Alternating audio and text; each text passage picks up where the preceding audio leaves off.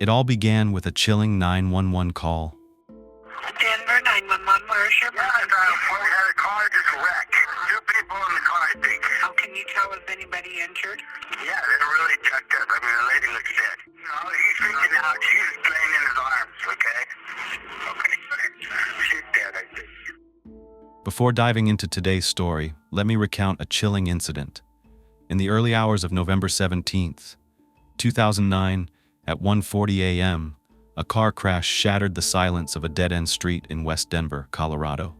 Steve Sanchez, a nearby resident, was startled awake by a loud, jarring bang. Without hesitation, he rushed outside to investigate. As his eyes scanned the dark street, they landed on a wrecked car, and a sinking feeling told him that something truly dreadful had occurred. The scene before him confirmed it was a devastating accident. Without hesitation, he dialed 911. Inside the wrecked car, a woman lay limp in the arms of the male passenger, who was frantically shaking her, his voice trembling as he called out her name again and again. "Brittany, Brittany." The man, Robert Walters, clung to her, his eyes locked onto hers, filled with desperation. Blood was everywhere, but he refused to give up, shouting through his tears, begging her to breathe. The driver of that car was Brittany Brashers. Brittany Renee Brashers was born May 6, 1987, in Peoria, Illinois, to Barry and Suzanne Brashers. Brittany had two siblings, a sister Sarah and a younger brother John. They were all very close. The Brashers family was an active bunch of people. They loved to play sports and spend a lot of time outdoors. Brittany did it all: water sports like tubing, basketball, hiking, swimming, skiing, even hunting with her dad. If it was outdoors, she was down, but it was even better if her mom Suzanne was with her. Especially as Brittany got older, the mother and daughter could pass as sisters or best friends. They were attached at the hip and had so much fun together. As her best friend and Brittany's most trusted confidant, her mother Suzanne was closer to her than most daughters and mothers are. Brittany was known as an incredible person and friend. She was easy to get along with and had a very vibrant and free-spirited personality. Suzanne was very similar, a vibrant, beautiful woman who taught Brittany so many things in life. They shared the very same passion for being outdoors. But sadly, Suzanne was diagnosed with cancer and lost her battle. She passed away when Brittany was only 17 years old. Brittany's life was never the same after she lost her mother. A huge piece of her heart was gone, her best friend. She was more affected by Suzanne's death than most people who were close to her. They just had a special bond that could not be replicated. This is when Brittany's wild side came alive. She became more reckless, started going out more, partying and drinking. Brittany struggled to find meaning in her life without her mother's constant presence. And over time, Brittany changed into a different person. She started hanging out with people her dad really did not like. However, the bond between her and her brother John got stronger. They were close in age and both going through the loss of their mother. John looked up to Brittany as a role model, but of course she wasn't perfect, and that didn't matter. Her closest friends and family knew who she was on the inside. Brittany continued to party after graduating from Farmington High School in 2005. She didn't have any particular direction that she planned on going in, but by the time she entered her 20s, she decided to slow down on her partying and start taking her life more seriously, which was a relief to her father, who really just wanted the best for her. She began talking to him about making positive changes in her life. One day in 2007, she told her dad she was going to enlist in the Air Force. This would give Brittany a sense of belonging, discipline, and a family of new people on the same mission, which would help her find herself again. Her dad, Barry, was thrilled and excited for his daughter. He was delighted to see Brittany returning to her old self after so many years. His pride in her could not have been greater, and he had high hopes for her future. She met some of her closest friends from the military, including her best friend, Tiffany Peoples. Brittany loved the outdoors and anything that raised her adrenaline, so the Air Force worked out perfectly. She wasn't the type of person to talk the talk without walking the walk. Instead of just dreaming about doing things, she did them. That's who Brittany was. She was stationed at Peterson Air Force Base, which is now called Peterson Space Force Base in Colorado Springs. Back when Brittany was stationed there, she was working in a dental lab as a dental technician. Brittany was loved by so many of her patients and everyone she met. Master Sergeant Art Figueroa, her boss at the dental office, described her as an excellent worker. She always went above and beyond to help people, regardless of her duties. In February of 2009, Brittany was deployed to Iraq, where she worked in a non-combat security position. After serving in the Middle East, Brittany received a medal for her dedication to the Air Force. Just a few months later, she was back living and working on the Air Force Base in Colorado Springs.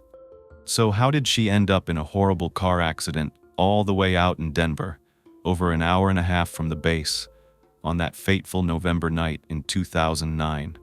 Brittany's dad, Barry, awoke to a phone call at around 2 o'clock in the morning. An officer was calling to inform him that his daughter had been in a car accident and that he should get to the hospital as fast as possible. This is the type of phone call that no one wants to get, especially a parent. He was all the way in Illinois. It was a 13-hour drive to Denver Health Rocky Mountain Regional Trauma Center. He called the hospital right away, hoping to get a little bit more information about his daughter. The trauma doctor delivered the terrible news. Brittany was already gone. Barry was absolutely stunned. He was shocked. It was unbelievable. He was sitting there calling to learn about her condition, and he found out the worst news possible, that there's nothing he can do, that she's already deceased. Sadly, another loved one was sitting by Barry's side, Brittany's younger brother, John. Both of them were in a state of disbelief, so much so that they were unable to even form an emotion. It hadn't hit them yet. It just could not be real. They were informed that Brittany had been drinking the night of the accident. Her toxicology report came back, and she was above the legal limit. Yet she still got behind the wheel. There were so many questions left unanswered. One thing that really remained a mystery was why she was on dead-end road, a road that she had no reason to be going down. The theory was that they had gotten tragically lost on their way back from a photo shoot. Sadly, drunk driving accidents are all too common and totally preventable. Every single day, 29 people in the United States die in motor vehicle crashes that involve an alcohol-impaired driver. This is one death every 50 minutes. Drunk driving kills more than 10,000 people a year on average, and it's so devastating to think that this one decision to get behind the wheel can change so many lives. I'm sure that none of those people intended to cause any harm, but they made that choice, and it's unbelievably tragic. When friends heard that Robbie Walters was with Brittany when the accident occurred, they knew there was something more to the story. To understand their concerns, we have to go back in time to the beginning of the year, in February, when Brittany was deployed to Iraq. It was at that time she met the strikingly handsome California boy named Robert Walters, affectionately known as Robbie. Have you ever met someone that you just feel you've known your whole life? Someone that just instantly feels like they are connected with you? You laugh together, you even cry together, you confide in each other, and you feel like they bring out the best in you. That is what it was like when Brittany and Robbie met. Nothing but laughs and a good time. And it also didn't hurt that Robbie was very good looking, at least in Brittany's eyes, and actually many other women's perspectives as well. He was popular, with movie star good looks, deep, piercing blue eyes, a big white smile, and the charm to go with it. Brittany's best friend Tiffany liked Robbie. He was really funny, charismatic, and just very likable. She watched as he and Brittany really hit it off. It seemed like a match made in heaven. But Brittany soon learned that it was more of a hell to like Robbie so much. She found out he was married. Brittany was crushed. When you feel that connected to someone, you usually hope to see where those feelings will go. Those plans were pretty much grounded before they even got off the ground. Getting involved with a married man was not something Brittany was interested in. As a matter of fact, it's forbidden in the Air Force. The price you pay for having an affair is a big one. It's not taken lightly, and it shouldn't be. Robbie had a lot to say about his marriage, but it wasn't about professing his love to his wife. Quite the contrary. He explained to Brittany that the marriage was more of a formality. The main reason he said he got married was for the military benefits, things like the family separation pay, and there are tons of incentives to get married. It's too tempting not to be hasty sometimes and make this decision for all the wrong reasons, especially when you're young. Whatever the reasons, marriage is marriage, and Robbie chose to make that commitment. It's a two-way street. It's not as though his wife Elena was able to give her take on the marriage. Bernie was left feeling empty, and Brittany left it at that. However, over the next couple of months, Robbie was too hard for her to resist, and he insisted it was fine that he wasn't in love with his wife. Soon, the pair was becoming intimate. They were dating, but since adultery is punishable by a severe degree in the Air Force, they kept the relationship a secret. After just a few months, another red flag went up when it came to Robbie. If cheating on his wife wasn't enough to steer clear of him altogether, in July, he was kicked out of the Air Force for disciplinary reasons that were unrelated to the affair with Britney. He was dishonorably discharged. Britney stayed in Iraq for 4 more months and then returned to her job at the base in the dental lab in Colorado. It wasn't long before she and Robbie reconnected. Britney had always been very responsible, and she took her position as an airman very seriously. But as she spent more time with Robbie, everything else in her life took a back seat. It's not uncommon, especially when you fall head over heels for someone. They can be all you think about. You want to spend every waking and sleeping moment with them by your side. But let's not forget, Robbie isn't just by Britney's side. He is still married to Elena, splitting his time between 2 women. Britney's dad, Barry, met Robbie, as he did with many of Britney's boyfriends over the years. None of them really meant that much to Barry, and he clearly didn't think Robbie was the one. But he'd only met him once, so perhaps hindsight was 20/20ths here. Not all fathers are thrilled with the man their daughter starts to date. Britney wasn't that close to her father either. Not like she had been with her mom. He wouldn't have even known how much Robbie meant to Britney. He was more observing things from a distance. It was Suzanne who held that special place in Britney's life. The person she trusted the most with her heart, the one she confided in, and it seems like Robbie had filled that role now. It was he that Britney confided in, shared her dreams with, and wanted a future with.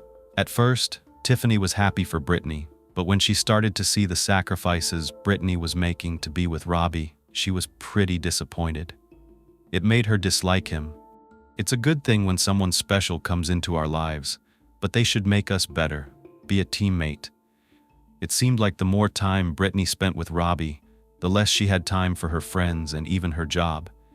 She started calling out of work all the time and not taking the Air Force seriously. Plus, their relationship was a rocky one. It seemed like they would be on and off all the time. I'm not sure if someone tipped off Britney's boss, but he was someone she respected. He came to her one day and said, "I found out about Robbie's marriage. I don't know how serious this thing is with you two, but..." He tried to give her some advice. He told her that if she cared about him, that was fine. It was okay that they had feelings for one another, but it was in her best interest to wait. Let Robbie show her his intentions, let his marriage play out.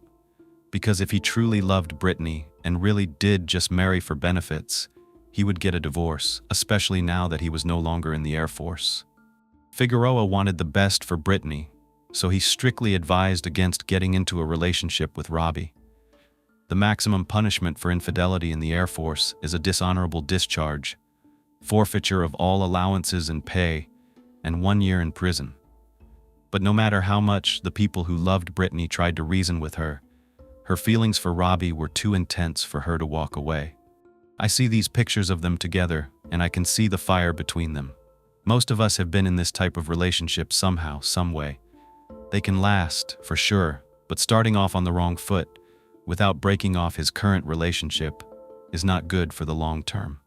Britney's friends would try to convince her not to continue until he divorced Elena, but Britney couldn't resist. She said she loved him and was willing to risk whatever the consequences were. Besides, it had been almost a year, and they were still together. But it was at that 8-month mark when the storm clouds started to roll in over their already unstable relationship. So much of both of their true colors shone through, just like a rainbow after a storm, but it wasn't bright and joyful. The prize at the end of it was their first heated argument. It happened at Brittany's house on October 24th, 2009, and it escalated into the front yard where they were both physical with one another. It wasn't good. Brittany was hurt, both emotionally and physically. She had visible marks on her face and elsewhere, and the cops were called. Robbie was arrested and put in jail. After such a tumultuous time, Sergeant Figueroa had no choice but to put a strict no-contact order in place. If they were to be in contact in any way, Brittany could be discharged from the Air Force. It was tough, but it was the right decision to break it off with Robbie. Apparently, things were not working. I'm not sure what the argument was about, but the fact that Robbie was still married is enough to break it off. If he has no intention of divorcing his wife, Robbie was planning to move back to California after he was discharged from jail, and that distance would be good for them. As sad as it was, Brittany was at the point where she needed this breakup. She had to make this choice for herself and her future, and her friends and loved ones were supportive. They really wanted the old Brittany back. About a month later, Brittany was living a new life in many ways. She had thrown herself into sports and began playing for an all-female football league. She was really dedicated to it. It was an 8-on-8, full-on tackle football team, and she gave it her all. She was committed to her sport and really good at it. She was tiny, but she was a force, strong and fierce. Her team captain, Brittany Austin, was surprised when Brittany played at their first practice. She was excited to have Brittany on her team. It was around that 1-month mark of them being separated that Robbie reached out. He missed her and asked what her plans were for that week. He would be in town and wanted to see her. Even though they both knew they weren't allowed, sometimes, honestly, it makes it more intense knowing that it's forbidden. Things were going well for Brittany. Her spirits were high, she was happy, and she let Robbie know she was open to meeting up. But she was really busy that week. If he wanted to see her, he was going to have to tag along at the events she had planned. It was November after all, and there was lots to do between Thanksgiving and Christmas. The first thing she had on her agenda was a team photo shoot for the football league on the night of November 16th, out in downtown Denver at a strip club. It should be a fun time, all the ladies getting together, looking their best, getting their pictures taken for promo items to fundraise for their team. But they were also going to do some drinking and partying. As part of the concept for this photo shoot, the girls would pose semi-topless. They'd be completely nude on top, but covered by either a pair of footballs or someone's body hiding them, so they weren't totally exposing themselves.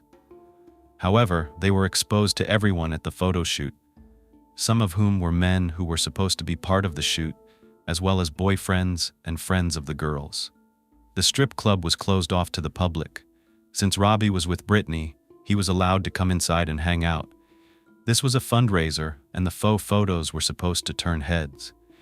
Besides, Brittany wasn't with Robbie. She was single, and he was married to another woman.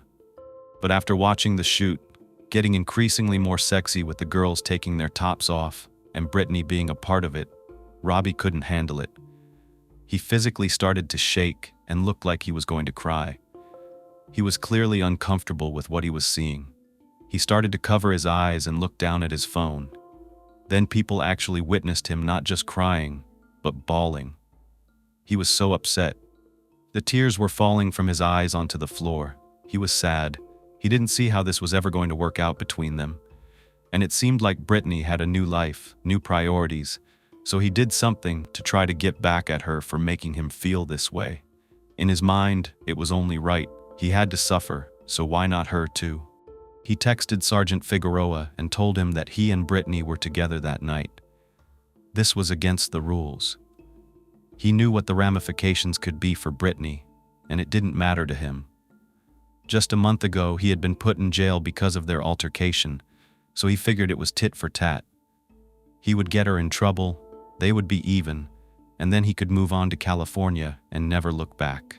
They left the event at around 12:30 a.m., and both of them had been drinking. An hour later, Brittany's car crashed right into a parked car on a dead-end road.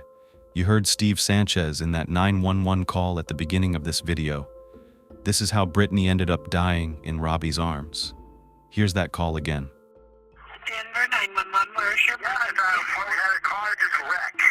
people in the car, I think. Oh, can you tell if anybody injured? Yeah, they're really jacked up. I mean, the lady looks dead. He's freaking out. She's laying in his arms, okay? Okay. She's dead, I think. As Steve Sanchez approached the vehicle, he saw a conscious man in the passenger seat, and the man was holding the body of a young woman, covered in blood, and repeatedly screaming, "Brittany, Brittany." However, the woman did not respond. He saw this man shake her, and because it looked like this man in the passenger seat was going to injure the woman more, Steve Sanchez told him to stop shaking her, as she was clearly not waking up. I was able to find some pictures of the accident, and I want to show them to you up on the screen if you're interested. This is what the vehicle looked like. She was driving a silver 2004 Pontiac Vibe. After hitting the parked vehicle, her car spun around and ended up with the back of it facing the dead-end road, right next to a wooden pole. I'm showing you the vehicle the way it looked following the crash. The majority of the damage to the vehicle was to the front driver's side. You can see the fender here is demolished, the hood is pushed up on the driver's side, and the windshield is visibly cracked. Steve Sanchez said that Robbie had a seatbelt on, but it looked like Britney did not. It appeared that both of the airbags were deployed at the time of the accident. I can definitely see the driver's side one, and it looks like the one on the passenger side was also out as well. After the 911 call, authorities were dispatched to the location, and as officers arrived on the scene, it was pretty straightforward. Britney had somehow lost control of the vehicle, presumably because she was drinking, and this terrible accident occurred. Britney was transported to the Denver Health Medical Center, where she was later pronounced deceased. Robert Walters, who we now know as Robbie, was transported to Denver Health Medical Center as well, but he only had minor injuries. While he was there, he did tell an officer that Britney was driving, but shouldn't have been because she was too intoxicated. Britney was then transferred to the Denver coroner's office for a post-mortem examination. Robbie had also informed the officers at the hospital that he had been drinking as well and that his eyes were closed and he was dozing off on their drive back home, with music playing. He said that somehow Britney had gotten off of the highway on the way back and made her way down this random dead-end street. He said he had no idea where they were or how they ended up there. He just woke up from the force of the accident, and that is when he saw Britney in his lap, unconscious. He looked over and saw that she had hit her head on the windshield, right in front of the steering wheel, which we can see matches the cracks in the glass. Robbie's statement made sense to the first responders because he didn't seem to have any severe injuries, and the information was consistent with him wearing a seatbelt and Britney not. Britney's injuries were significant because she didn't have hers on. At the post-mortem examination, because of the fact that Britney was a member of the United States Air Force, agents from the Air Force Office of Special Investigations attended this exam as well. An agent named Sherman Brooks on the scene informed the police that the individuals in the crash, Britney and Robbie, were in a relationship with one another. A relationship that had a history of turmoil and was physical in nature. Robbie had just gotten out of jail, which was very important and definitely stood out during this examination. There were things that looked off about the accident, things that weren't exactly consistent with her injuries, which we will talk about in depth in just a moment. On November 17th, at approximately 12:15 p.m., the same day the accident occurred, just later in the day, Detective Troy Biscard, a police officer with the Denver Police Department, was assigned to investigate this fatal car crash. Detectives within the Traffic Investigation Bureau were interested in understanding whether any foul play had been involved. By around 1:20 p.m. that day, Detective Biscard was reviewing photographs of the scene, and his job was to determine how the accident happened. He had to base his determination on the photographs and the reports from the Traffic Investigation Bureau. And after looking through everything, he determined with confidence that Britney's 2004 Pontiac Vibe was traveling northbound on the 100 block of South Yuma Street. I'm showing you right here. That's the dead-end street. It struck a red Mercury Sable, which was legally parked facing the opposite direction, as shown here in this picture. This was not a head-on collision. Her car hit the side of this vehicle right here. After she hit this vehicle, she continued past that area and struck a white Dodge van, presumably parked on the same side, but we don't see this vehicle because it was pushed past the dead-end road and down a hill. This is what caused Brittany's vehicle to spin in the opposite direction and come to a stop, facing south on Yuma Street. There's actually a drop here, and you can see from looking down at the pallets below, I'm circling it right here, that is a drop, and that's where the van ended up. The main issue that officers and detectives had was that the crash was bad, but they didn't think it was bad enough to cause someone to lose their life. Detective Biscard ascertained that they were driving back to Colorado Springs on I-25 prior to the crash. I'm showing you the map here, I-25, with downtown Denver here and Colorado Springs down here. You can see that Yuma Street is on the way, but it's still out of their way on the way home. They would actually have to get off the highway and then make their way down to this exact street. I took Google Maps and went on the exact path that Detective Biscard presumed they took. It was very odd to me. I kept thinking, how would they have ended up here? What landmarks were there? Had they ever been in this location before? Granted, Brittany played sports and there was a big park here with multi-use purposes where teams would gather for different events, but it was an hour and a half away from the base. So, I don't know why this would be a designated area for someone like Brittany. I couldn't really make sense of it, and I think detectives were feeling the same way. The street is just too out of the way, especially when their goal was to get home that night.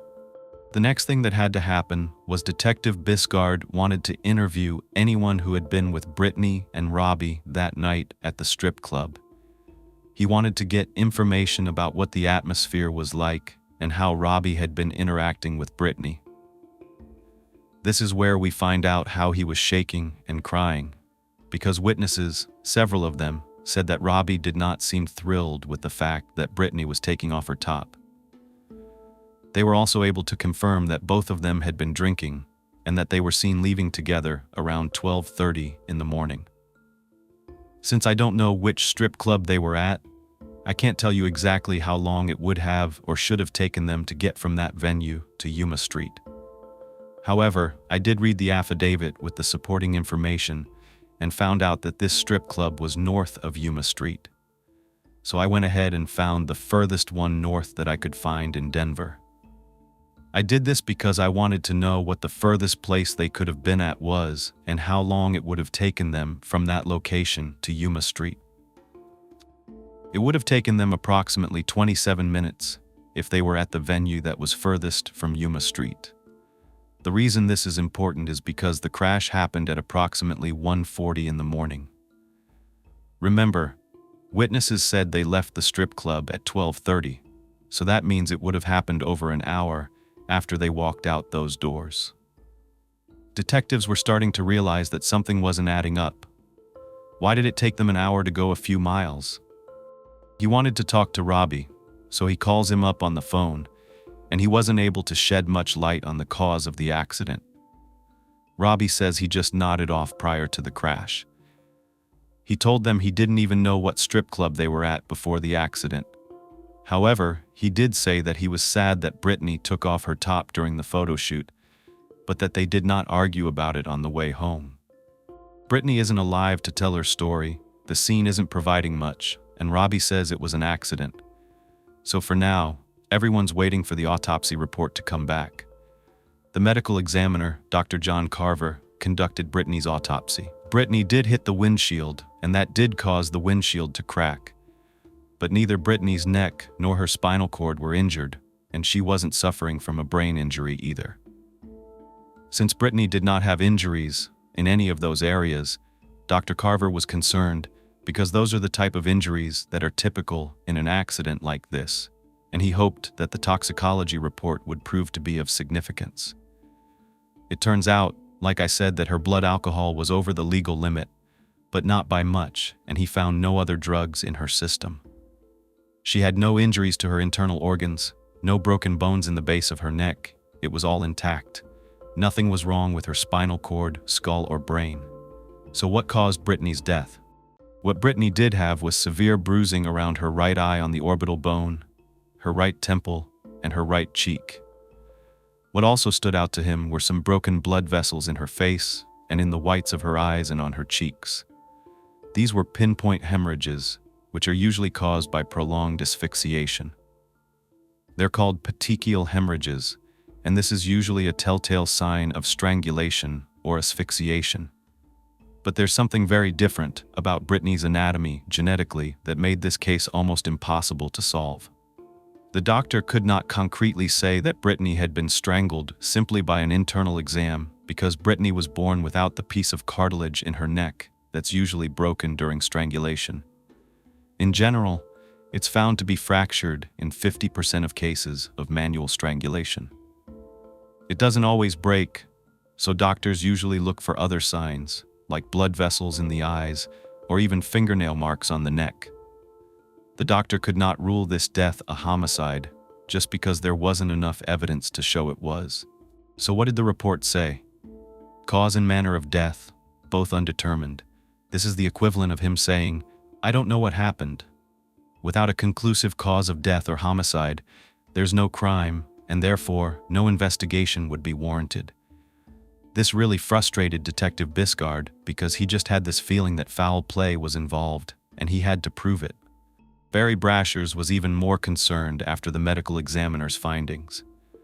The fact that Britney wasn't wearing her seatbelt really bothered him. He was a mess over her death. He had just lost his wife a few years before, and as the family was doing their best to move on from that, they lost another loved one they adored. It was almost too much for them to take. However, the sadness turned to anger when Barry found out that detectives thought foul play might have been involved. Something he told them right away was that Britney never got into a car, whether she was driving or not, without putting on a seatbelt. The fact that she didn't have one on that night was a red flag. However, she wasn't sober either. Sometimes people act differently and make different choices when they're under the influence. It's truly hard to tell. Barry felt that Britney was dead because of Robbie in one way or another. To what extent, he was not sure. He just wanted more information. He didn't want investigators to stop looking into his daughter's death. There was an issue, though. Homicide detectives can only work on homicides. They can't just investigate an undetermined death because their heart tells them to, or their mind thinks that something suspicious went on. They have to rely on the autopsy report. However, Biscard was determined to find something in Robbie's past that may lead him to uncover more.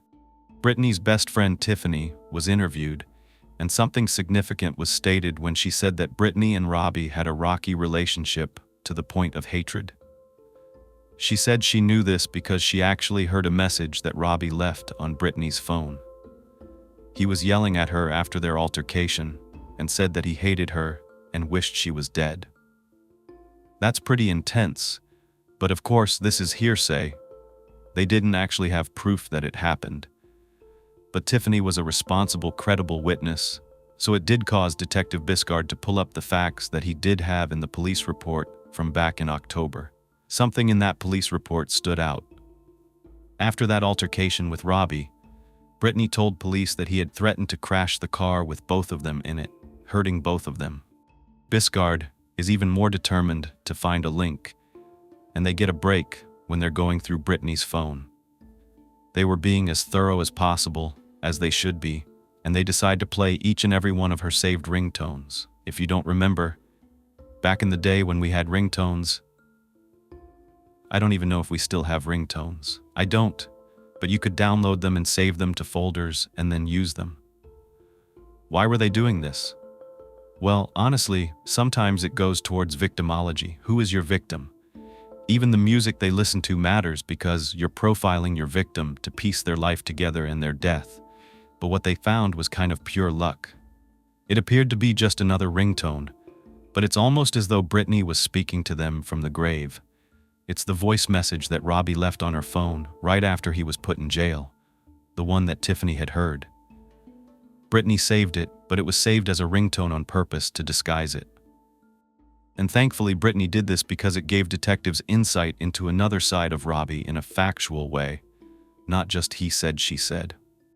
Good morning. Okay. All right? This morning. Okay, what time do you get up?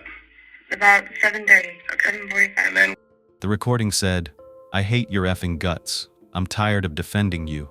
You effed me over. I effing hate you. I hope you effing die. I hate you." That's pretty bad. But detectives also know that people say things that they do not mean when they're passionately angry. I've witnessed it. I've actually heard people say these exact words to someone that they say they love. It's sad and it's not right, but it does happen. Does it mean Robbie really hoped that Britney was dead? Who knows? But it doesn't 100% prove that he did anything. Going back to Tiffany for more information, detectives wanted to know if she knew anything that Robbie had done to Britney that was violent in nature. Tiffany said that he would do all sorts of crazy things. Like, one time, he parked her car on a 4-lane road, turned it off, took out the keys, got out, and left her inside in the middle of traffic. Again, they didn't have proof of this, but it wasn't looking good for Robbie. However, you have to keep in mind that her friends disliked him, and now Britney is dead. So detectives have more to go on, but that's not concrete. What was more concrete was Robbie's marriage records. Detectives combed over all the information they had, hoping that they would get in touch with his wife, Elena. Did she even know that he was having an affair? The way Robbie had spoken about Elena to Britney, you would have thought that they had been married for a long time, but that wasn't the case. However, the couple had been together for a very long time as boyfriend and girlfriend, at least since high school. But get this, it was only earlier that year, the same year in January 2009, that Robbie and Elena got married. It was right before he was deployed to Iraq. They exchanged vows in the middle of a freezing cold winter night in a parking garage. Yes, it's not something you hear very often, or at all, a parking garage winter wedding. But that is where Elena became Mrs. Robbie Walters. According to what others related to detectives, Robbie told Elena he was leaving for Iraq, and then he said, "Listen, if we get married right now before I go, we can get a lot of benefits." Elena was hesitant. She had been with Robbie a long time. She did want to marry him, but she didn't want to marry him for money. She wanted to marry him because she loved him. And he told her, "Well, I love you too. This is just something extra." But it didn't seem like the truth, because just weeks later, when he was in Iraq with Britney, he was carrying on a new relationship that would ultimately turn intimate and more. All behind Elena's back. Was it true then? Did he only marry her for the money and truly love Britney? Well, one thing's for sure, Robbie had both women wrapped around his finger. Elena had found out about the affair. This is when Robbie was sent to jail. She found out he was cheating, and this can tear a relationship apart. I can't know for sure how Elena took it, but cheating could be one of those unforgivable betrayals. It definitely did not help their marriage, but it didn't lead to divorce either. When Robbie moved back to California after the car accident, Elena took him back despite everything he had done to her. Plus, she was even true to her own vows and would not speak to the investigators about Robbie. She stood by his side. But about 4 months later, in March 2010, an explosive fight erupted in the Walters household. Elena and Robbie were going at it with one another, and Detective Biscard got word of this. Because he was desperate for help on Britney's case, he called Elena hoping, in her anger, she would turn on Robbie, and he hoped that she would say something about Britney's death. It turns out Elena does want to talk. Now granted, she is very mad. She's been cheated on, lied to, put in the middle of an investigation, her life was turned upside down. So how credible is an angry wife in this position? Well, detectives don't care, they're all ears. She doesn't even have to be asked any questions. She just went off. She said, "Rob, you killed Britney," and he confessed everything to her. On March 29th, 2010, at approximately 2:25 p.m., Elena spoke to Detective Biscard over the phone. I actually have some of this conversation I want to play for you in just a moment. The gist of it was that in the days after returning to California following the accident, Elena and Robbie had a number of intense conversations regarding Britney and what happened that night. It was in one of these conversations, and several others, that Robbie started to confess that it wasn't an accident, that he actually killed Britney and then staged the scene to look like she died in the car crash. I got up, I went and put the laundry in, and I went and checked my email. That's all. You found me on my apartment complex.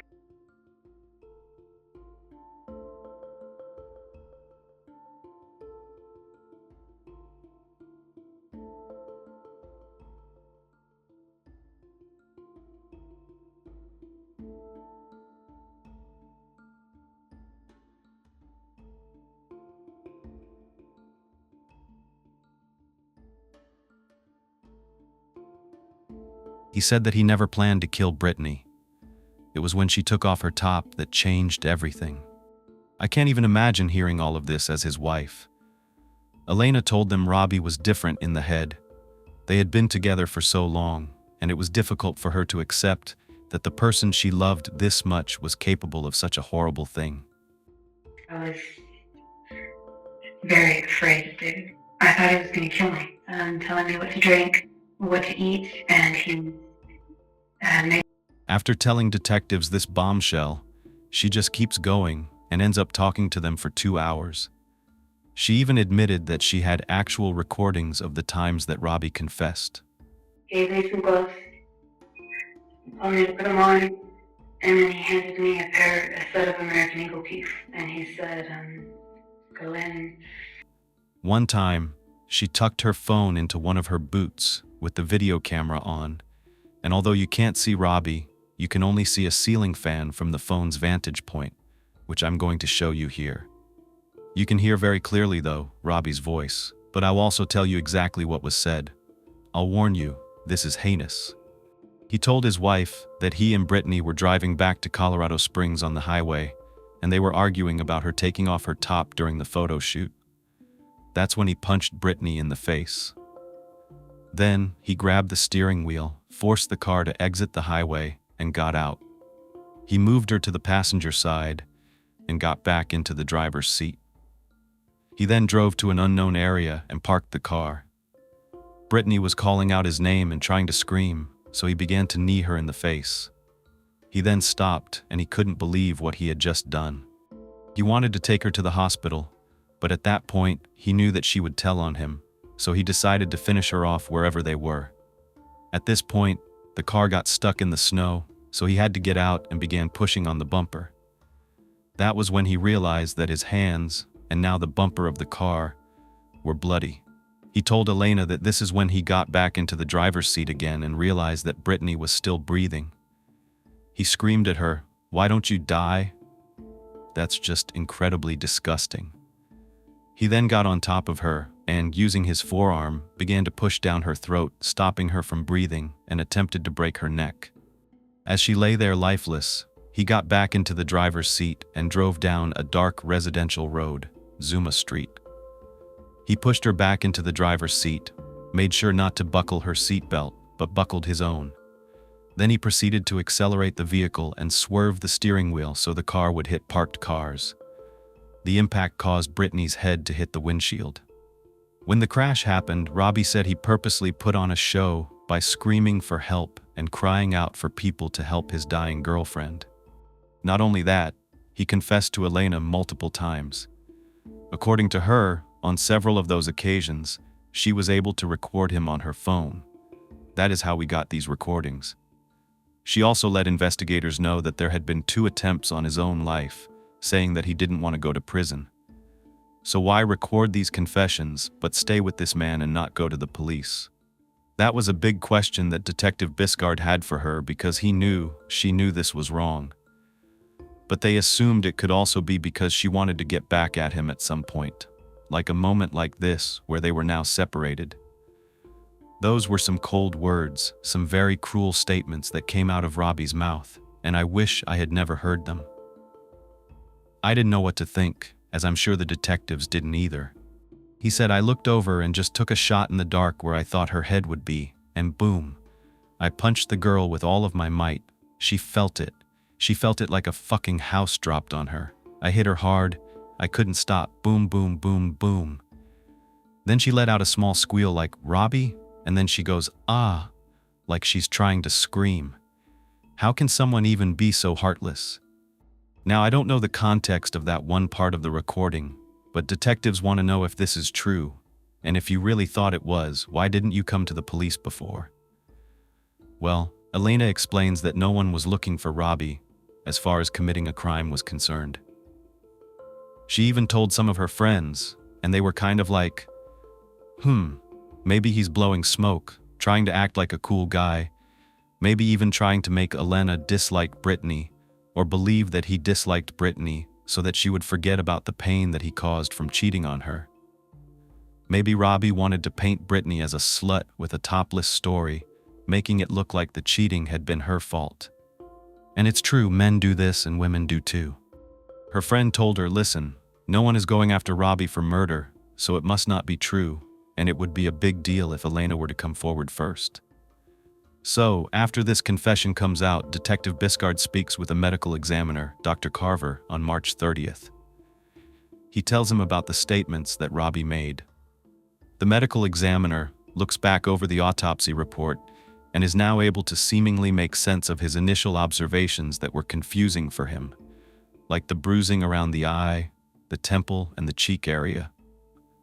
Her face would have been facing him if he were in the passenger seat, and it made sense that these injuries would have been caused by Robbie punching her while they were driving in the car.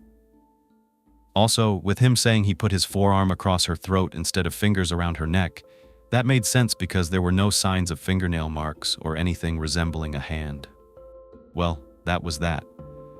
Dr. Carver had enough additional information in the form of Robbie's actual words to change the manner of death to homicide. Now a true investigation could begin, and I had so many thoughts up to this point, but with such a detailed confession, there really doesn't seem to be any question about what happened, right? Or was there?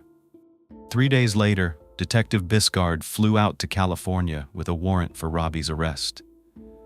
They brought him in for questioning, and when asked if he knew why he was there, this is what he said. Somebody pushed me down right when I got into the apartment. He said that the very last thing he told Brittany was, "I love you, Brittany," and she responded, "I love you too, Robbie." But this sweet talking wasn't working on Detective Biscard. He had seen her injuries and knew how they were on the right side of her face. He had also heard the recordings of Robbie admitting what he did, but Robbie didn't know this. So the detective started to call his bluff by explaining he was an experienced homicide detective, and something didn't add up. I'm a homicide detective, and I look at, I've seen all that stuff before. The stuff on her neck, the stuff on her face, all the right side, right? Because you're sitting on her right side. The detective told Robbie about hearing the crazy things he did, like leaving Brittany in the car in the middle of the road, but Robbie denied it. Then, Detective Biscard told Robbie that they had heard the voice message on Brittany's phone. When asked why he would leave such a bad message, Robbie said that he couldn't believe Brittany would call the cops on him and put him in jail. He was upset, but he claimed he didn't mean those words. But wasn't he upset on the night of the crash too? He had purposely mentioned Brittany taking off her shirt when questioned about the incident. It seemed like that was significant to him, and he was really upset. But how upset was he? Well, we know it was enough to make him cry, but was it enough to kill her? That was the question.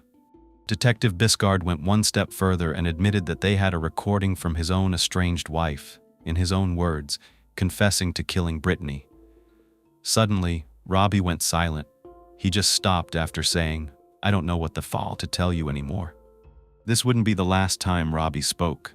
He decided to do interviews with the media from his jail cell. Robbie was incarcerated in Denver until his trial began in August of 2011. When journalists came to speak with Robbie about what was said in Elena's videos, Robbie's defense was that Elena was the one who would hound him regarding what happened to Brittany, as though she wanted him to say that he killed her. So sometimes, to quiet her down, he would sarcastically go along with it, saying, "Okay, Elena, you're totally right. I broke her neck. Elena, you got me." He didn't know she was recording the conversation. He insinuated that Elena was setting him up to get back at him, and he called her evil for what she did. She would come over with these accusations, and then there were times where I just agreed with her to get the conversation to end. If I just was like, "Yeah, Elena, you're totally right. Totally right, Elena. broke her neck. It's totally my fault. Little did I know she was recording the conversation. So evil. When questioned about the taped confession and crashing the car himself from the passenger side, he kept asking reporters if they actually thought that sounded like it was even possible. Well, I looked up Robbie's height. He's 6'1". So yeah, I do think it's possible to use your leg to press the gas pedal hard enough to cause that car to crash.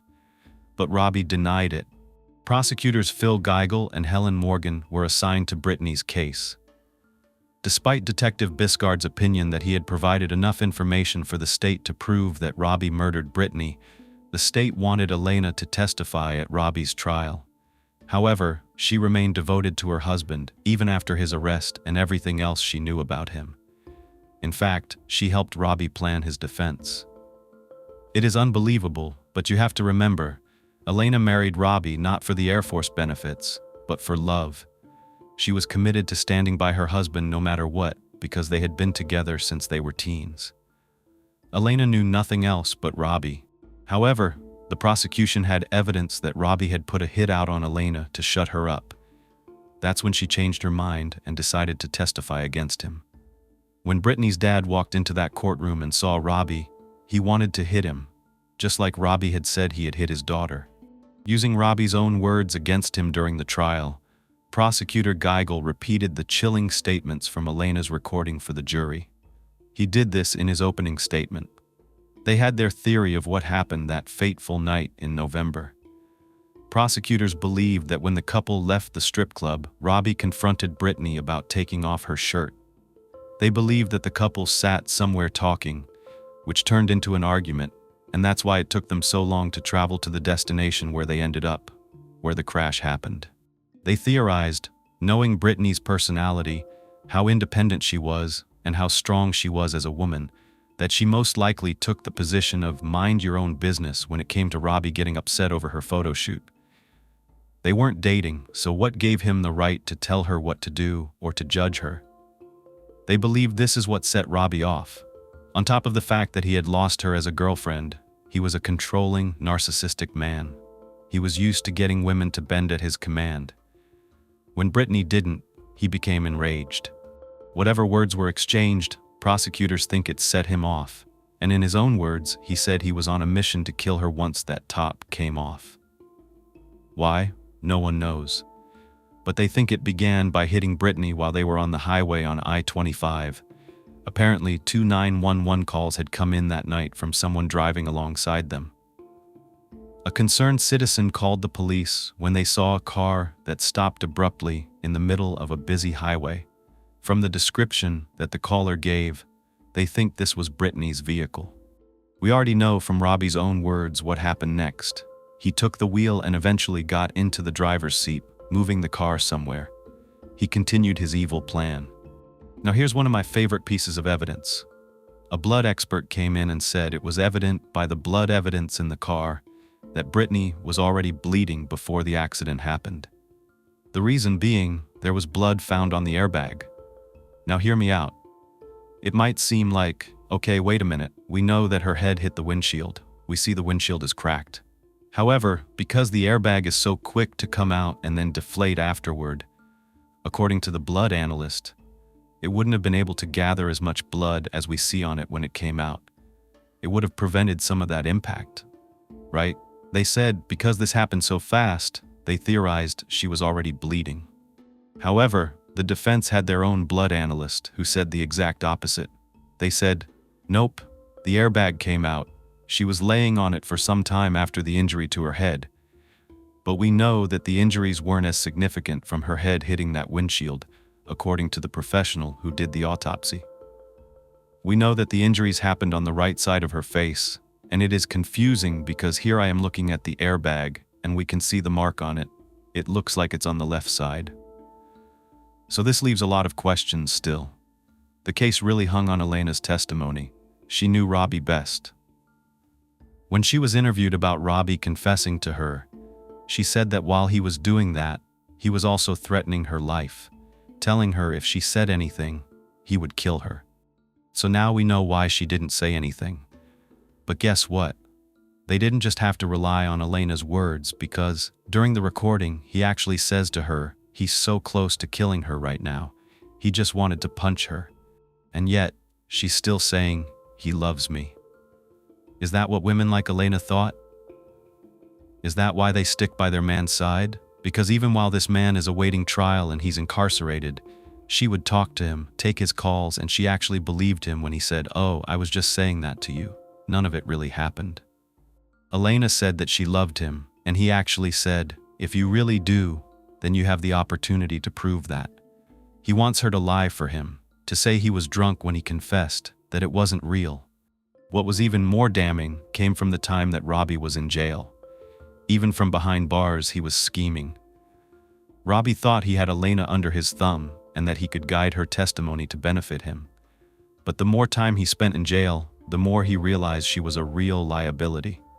So, he sought the assistance of a fellow prisoner. He was trying to find someone to kill his wife. Robbie, who I told you was narcissistic and proud, believed that the hit would happen, not realizing that the co-conspirator had turned him in. When Robbie asked the inmate to help him find a hitman to kill Elena, the prisoner turned into a state witness for a lesser sentence. Not only was Robbie charged with murder, but now he was also facing charges of conspiracy to commit murder. After Elena found out that Robbie wanted to hire someone to kill her, she decided to testify against him. That didn't stop Robbie. He still thought he could win Elena over with his charm, and he would pathetically plead to her not to fall for the prosecution's lies.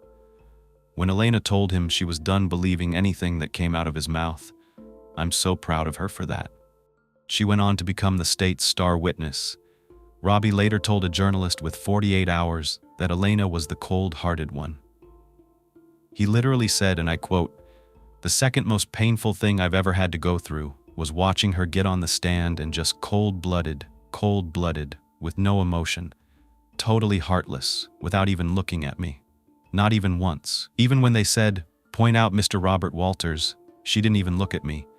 She just said, 'He's over there.' She was just like a puppet. She just wanted revenge on me because I fell in love with someone else and I broke her heart." End quote. The jury would make the final decision. Barry was at the point where, if Robbie got off on the charges, he would take justice into his own hands. As crazy as it sounds, he said, "One of us is going to do a life sentence." But thankfully, after deliberating for only 2 days, the jury returned a verdict and found Robert Walters guilty of the first-degree murder of Brittany Brashers. When Robbie heard the verdict, he later said that he felt hopeless and sickened. However, the state did do him one solid. They dropped the charges of conspiracy to commit murder, so at least there's that as some kind of consolation prize. And I had to laugh because he was sentenced to life in prison without parole. So, what does it even matter? He made his bed. A couple of other noteworthy things that I thought you might want to know. Despite Robbie's guilty verdict, Barry Brashers said that he didn't revel in it. Brittany was never coming back, no matter what. Brittany's brother John believes justice hasn't been served because his sister is dead and Robbie is still alive. Robbie's sister, Sarah, addressed the court on behalf of the Brashers family at Robbie's sentencing hearing. She wanted everyone in the courtroom to know how incredible Brittany was. John, Brittany's brother, says Brittany taught him to enjoy life because tomorrow might be the last. Robbie believes Detective Biscard is the villain and has a long list of things the detective did wrong during the investigation. According to Robbie, the detective twisted everything, and he also forced the medical examiner to change their report. Robbie claims that Detective Biscard flew to California and persuaded Elena to testify against him because he knew she was loyal to him. In California, recording someone without their knowledge is illegal, and Robbie said he didn't think that the Colorado judge who presided over his trial should have allowed it as evidence because the state used an illegal recording during his trial. Robbie believed he had a high chance of winning an appeal without that recording. Even the prosecutors admit they would not have been able to put Robert Walters behind bars for Brittany's murder without Elena's testimony. Elena and Robbie soon divorced, and Robbie appealed, but it was denied in February 2016. Robert Walters is currently incarcerated at Limon Correctional Facility in Limon, Colorado. And lo and behold, he's got a prison dating profile, as I like to call them, on writeaprisoner.com. Robbie has a pen pal profile, and his About section reads, "I'm Robbie, 6'1", 180 pounds, fit AF." And then he puts in parentheses, "I'm pretty sure AF stands for as a fiddle and nothing more crass than that." He really thinks that's funny. I guess he doesn't get help much and never will. He goes on to say, "Did you ever see the painting that Vincent van Gogh did of me? I use it as my profile picture. I made the skull myself in a vocational welding program they have at this facility. I call it self-portrait in stainless steel. Up until recently, I spent most of my time welding. Now I'm a little bit more focused on working out and writing. I made all kinds of clever creations in carpentry before I started welding, but I still love woodworking. I just enjoy creating poems, statues, coffee tables, collages, whatever. I've been down for over 12 years now and wanted to see if I still had any kind of appeal to anyone out in the real world. If I sparked interest, then shoot an address and I'll write you back. Take it easy." Brittany Brashers wants everyone to remember his daughter as vibrant, beautiful, and full of life. We aren't promised tomorrow. I hope each and every one of us lives our lives to the fullest and never encounters anyone as horrible as Robert Walters. Monsters walk among us every day, evil in human form. We unknowingly pass them without a second thought. You can never be certain who might be watching, waiting for the right moment. In today's video, I'd like to introduce you to Joanne Camille Presti. She was born on March 7, 1969, to Peter and Annette Presti, who lived in Stoneham, Massachusetts. Joanne had 3 brothers, Peter Jr., Steve, and Mark. The Prestis were a close-knit, large Italian family with thick Boston accents. In 1990, Joanne started dating a professional hockey player. He was from the area, he played for the Boston Bruins, and his name is John Carter. He was an NCAA star in the late 80s, known for his speed and his powerful, accurate shots. He had a 10-year professional career. In 1990, he was actually the second leading scorer in RPI history. All that is to say, John Carter was very successful and well-known. Joanne was studying to become an eye doctor at the time, and so the two never got married, but they did end up having a daughter together. She was born on February 20th, 1991, and they named her Alyssa Ann. However, John was never involved in Alyssa's life. I'm not sure if this was his or Joanne's choice, but as a result, Alyssa took Joanne's last name, Presti, and she raised her on her own. Joanne didn't even keep in touch with John, just to correspond in regard to their court-ordered child support, and that's it. But sadly, in 1993, John suffered a career-ending injury to one of his eyes. He needed intense ocular surgery, I'm talking 8 surgeries, and unfortunately, the trauma caused way too much damage to his eye. As a result, he had to have his eye removed in 1996, leading to his retirement. Life definitely ended up changing for John after this, and we will get into more of that later. It's important for me to go back to what was going on in Joanne's life. Not too long after Alyssa was born, Joanne met a guy named Frank Martinu, and they began a romantic relationship together. This time, it led to her very first marriage. Then around 1993, they had a little boy that they named Justin. Frank was a great dad, he loved Justin so much. The only problem was he and Joanne totally clashed. They did not see eye to eye on things, and therefore their marriage ended up in divorce. By 2002, Joanne was divorced for a second time, and this was very soon after getting married. This time, the relationship went well beyond not seeing eye to eye.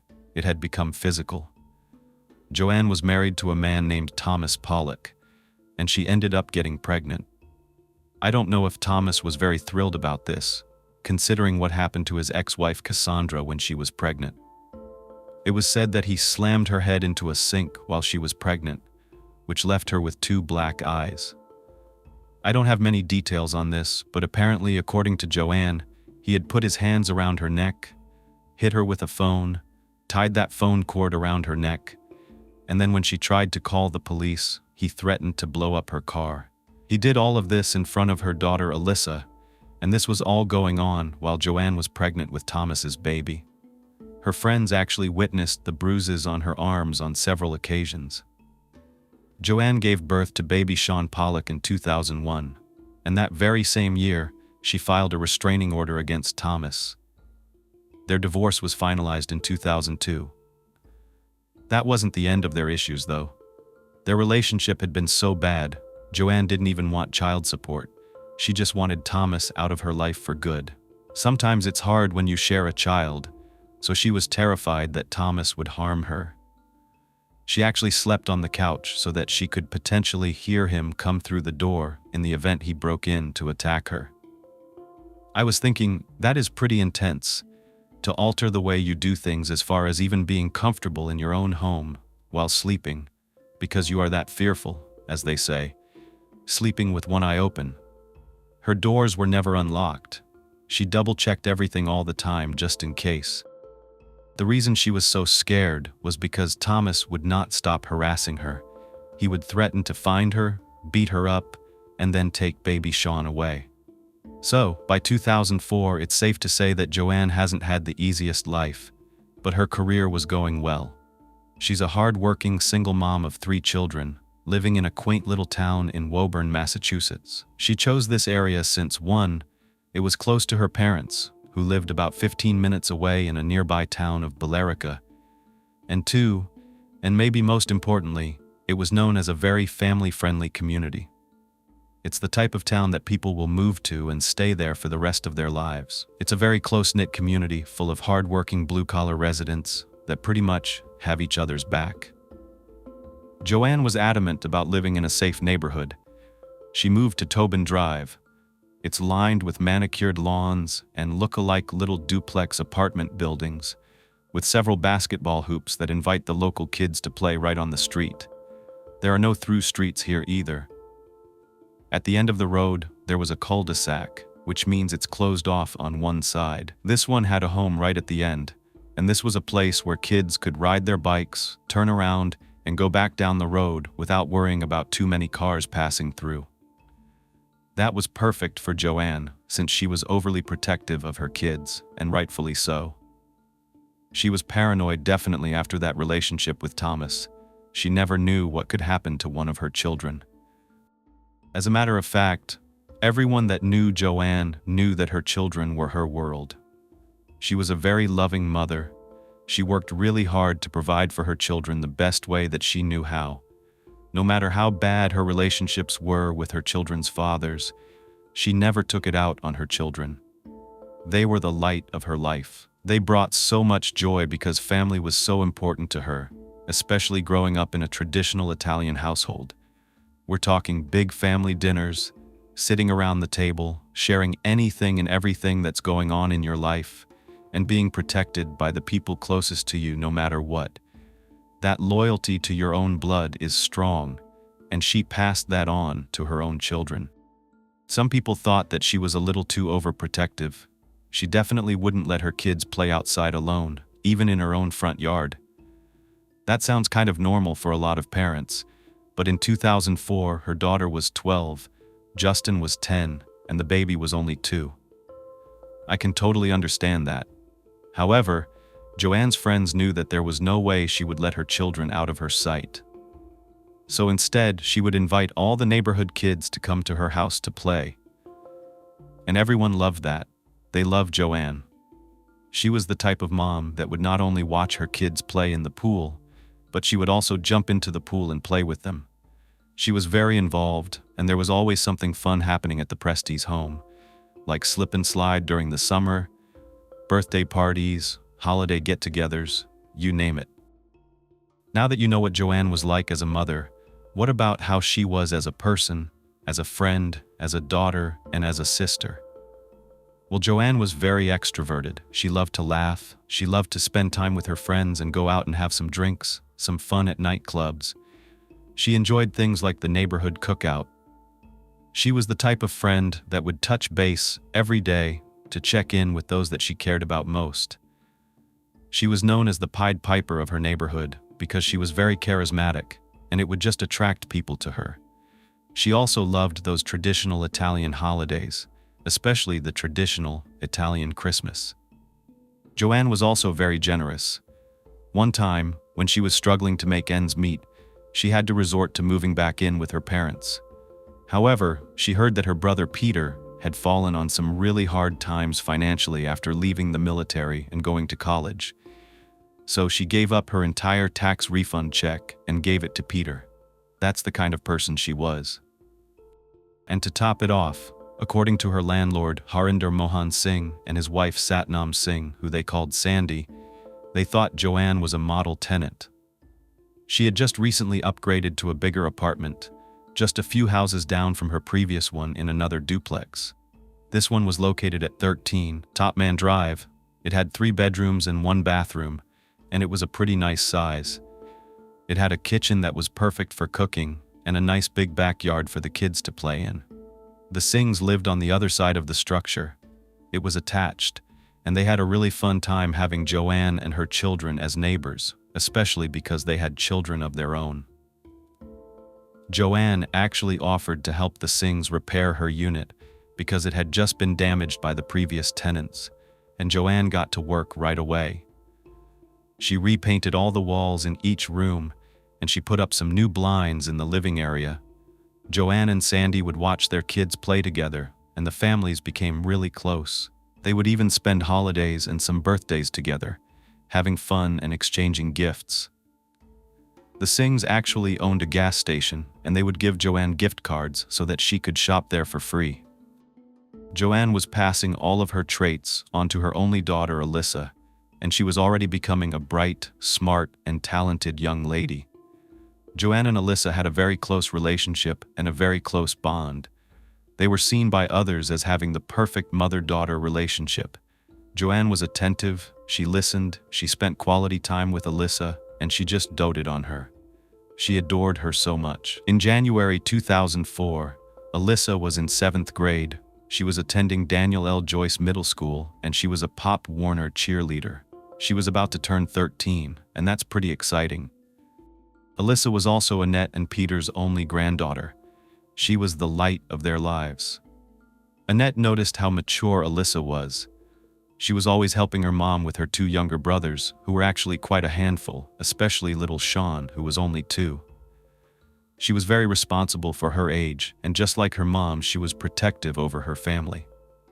She would watch over the boys when they were both there, because 10-year-old Justin actually spent weekends with his father, who lived about 30 minutes away in a town called Revere.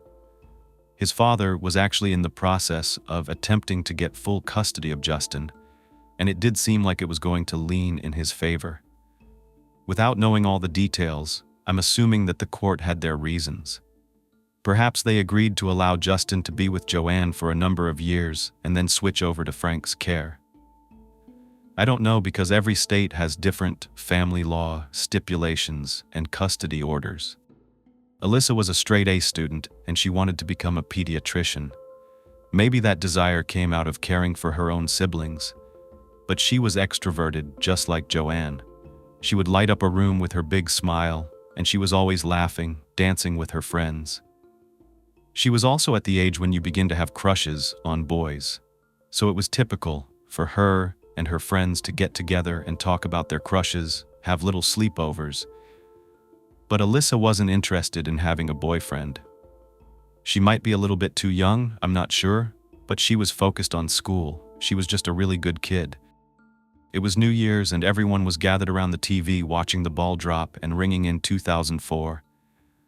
The Prestis lives seemed to be bright and full of opportunities, but they didn't know that something tragic was about to unfold. In just a few days' time, their safe, cozy home would be invaded by evil personified.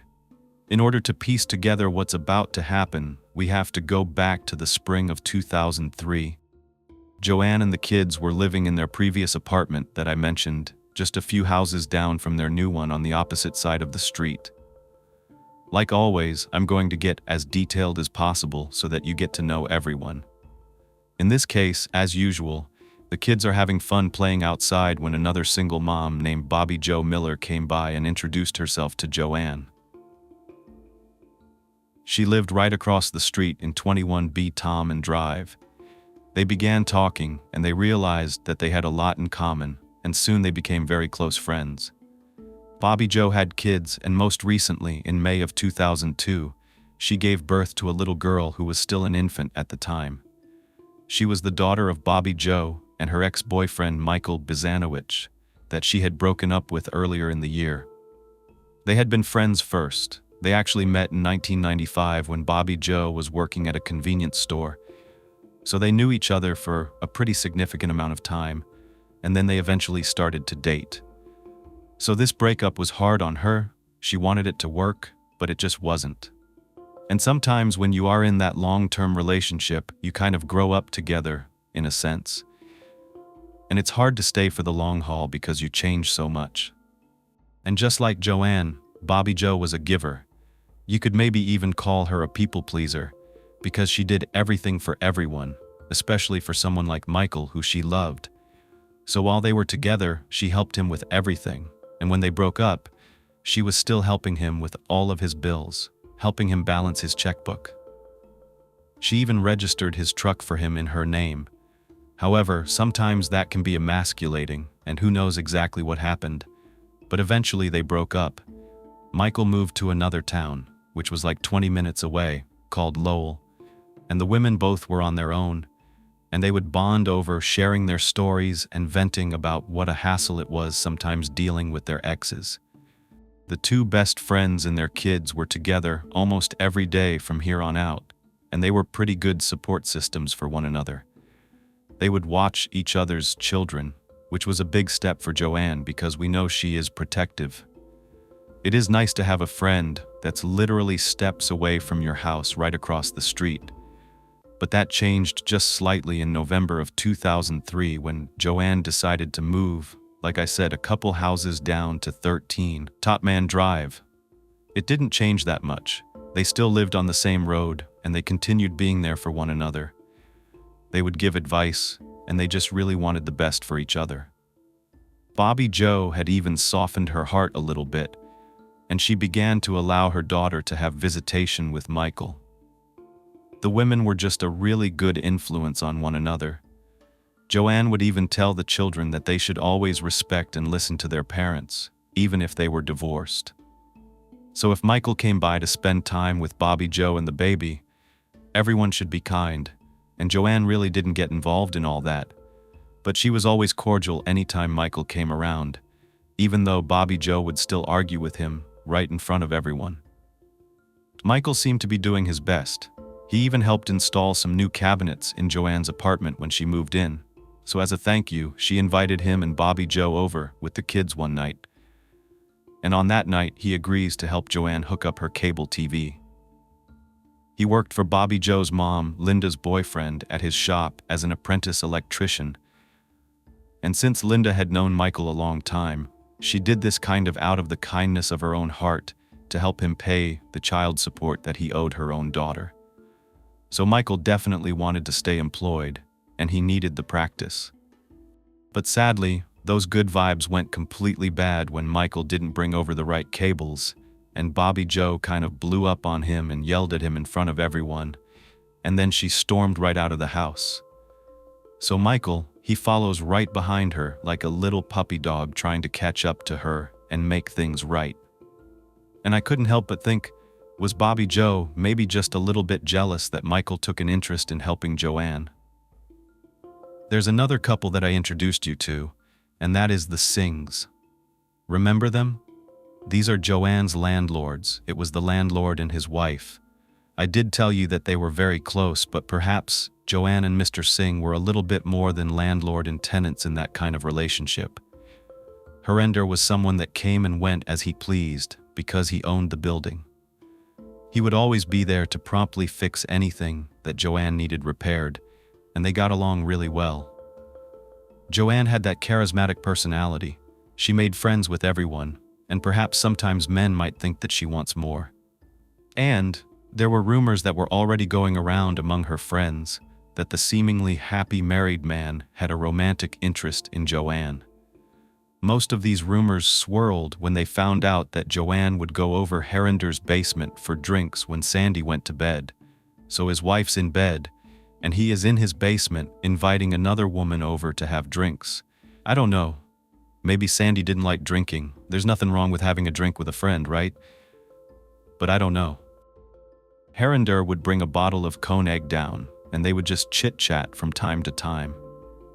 Joanne really did have a lot to talk about, and sometimes we just need to vent to someone that's not directly involved in our lives, kind of like at arm's length.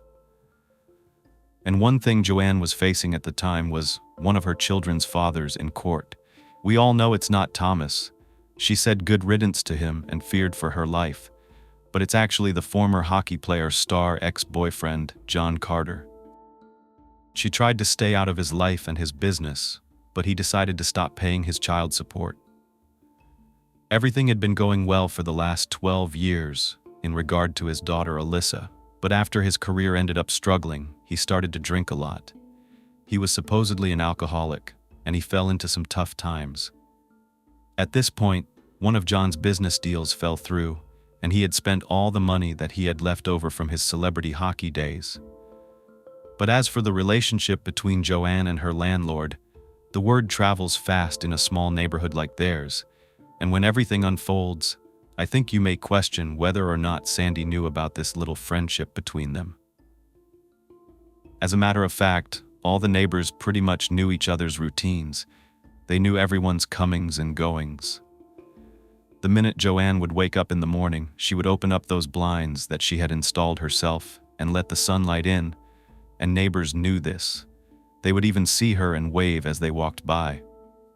Jumping back to the new year, it was Saturday, January 3rd.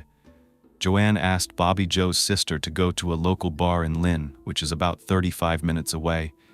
And this area looks really cool and has some really cool clubs and a fun nightlife that's perfect for a girls' night out. Bobby Joe had to be up early in the morning to prepare for Michael to come pick the baby up, so she offered to stay back and watch the kids. Now Justin, Joanne's 10-year-old, he was at his dad's that weekend, so it was just Alyssa and Sean. They ended up sleeping over that night, and the next morning, on January 4th, Joanne picked the kids up around 10 or 11 a.m. Later that night, around 7:30 p.m., Joanne stops by Bobby Joe's to hang out for a bit. However, Bobby Joe notices that Joanne's not acting like herself. She looked sad as though she had been crying. So Bobby Joe asked her what's wrong, and she said, "You know what? I'm just tired. I had a long night last night. I have a really bad headache." And therefore, Joanne only stayed around 15 minutes and then went home. She wanted to get some rest, since she and Bobby Joe planned to go shopping the next day and return some of their Christmas gifts. Other than Joanne looking a bit tired, nothing was out of the ordinary as far as Bobby Joe was concerned. That is, until the next morning. She wakes up around 8 o'clock, and then she calls Joanne to check on their shopping plans, but Joanne doesn't answer. So she leaves a message, then she calls back a few more times, and there's still no answer. So she left a few more messages, assuming Joanne had just slept in due to her being so tired from the night out. Later, Bobby Joe drives past Joanne's place, and that's when she does notice that something is different. Joanne's blinds were not open, and by this time of the day, her blinds were always open, especially because Joanne smoked cigarettes, so she would open the windows to let the smoke out and let the fresh air in. So Bobby Joe couldn't help but wonder what was going on with Joanne. But she had her own priorities to deal with, and she just figured Joanne was busy as usual and had forgotten about their plans. However, over the next couple of days, January 6th and 7th, Bobby Joe started to become concerned. She had still not heard from Joanne, and that was out of character for her. She drove past her house again. The blinds were still not open. And Joanne's minivan, it was like kind of collecting because it was winter time. It was kind of like collecting like an icicle on it. It had not moved from that position the entire time. And that was really odd because if Joanne was home, those blinds would be open. So something wasn't right. And at this point, she thinks that maybe Joanne is ignoring her on purpose for some reason. A lot of times we make excuses because we really don't want to assume the worst, that something more sinister could be going on. But she was concerned enough to go to the door and knock. No one answered.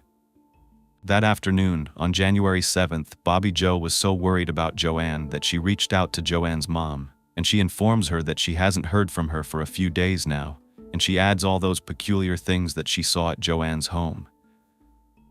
Annette knew her daughter. She knew about the blinds and thought she would not be leaving those down into the afternoon. That was just way out of the ordinary, was not normal. So she starts getting worried. She's imagining that something horrible might have happened. So she calls out to her husband Peter that they needed to leave right then and there to check on Joanne and the children. They jump in the car and they make that 9-mile drive, but Annette had this sickening feeling in her gut. Maybe it's mother's intuition, but it seemed like an eternity before they actually pulled into Joanne's driveway, and this was around 4 p.m. They had no clue just how horrified they would be when they find out what is waiting for them inside. The entrance of Joanne's unit is on the side of the house right here. The door was unlocked. They walk inside, and the door opens right into this kitchen area. They don't see anything there, so they proceed into the living room, where Joanne routinely sleeps on the couch, which is what it probably looked like to Annette as she first glanced in that direction. As she's scanning the room, she saw Joanne face down on the couch as though she was asleep. But that would not make sense at 4 p.m. So as she gets closer, that's when she saw it. That's when she knew that Joanne wasn't sleeping. Annette saw a pool of blood beneath Joanne's head. So she screams for her husband. She said, "You have to touch her. She might still be alive." And I cannot even fathom stumbling upon the scene. Your daughter, your only daughter, the one that you raised for 34 years of their life, is lying lifeless in front of you, and there isn't nothing that you can do. It's your job as a parent to protect your children and your grandchildren. They become a part of you. They're a huge part of your life. And now there was nothing to do but to panic and to call the police. The next thing Peter and Annette want to do is locate the children. Where are the children? They begin to leave the lower level and search upstairs where the bedrooms are. Meanwhile, police and medical are on their way. So Peter gets upstairs before Annette.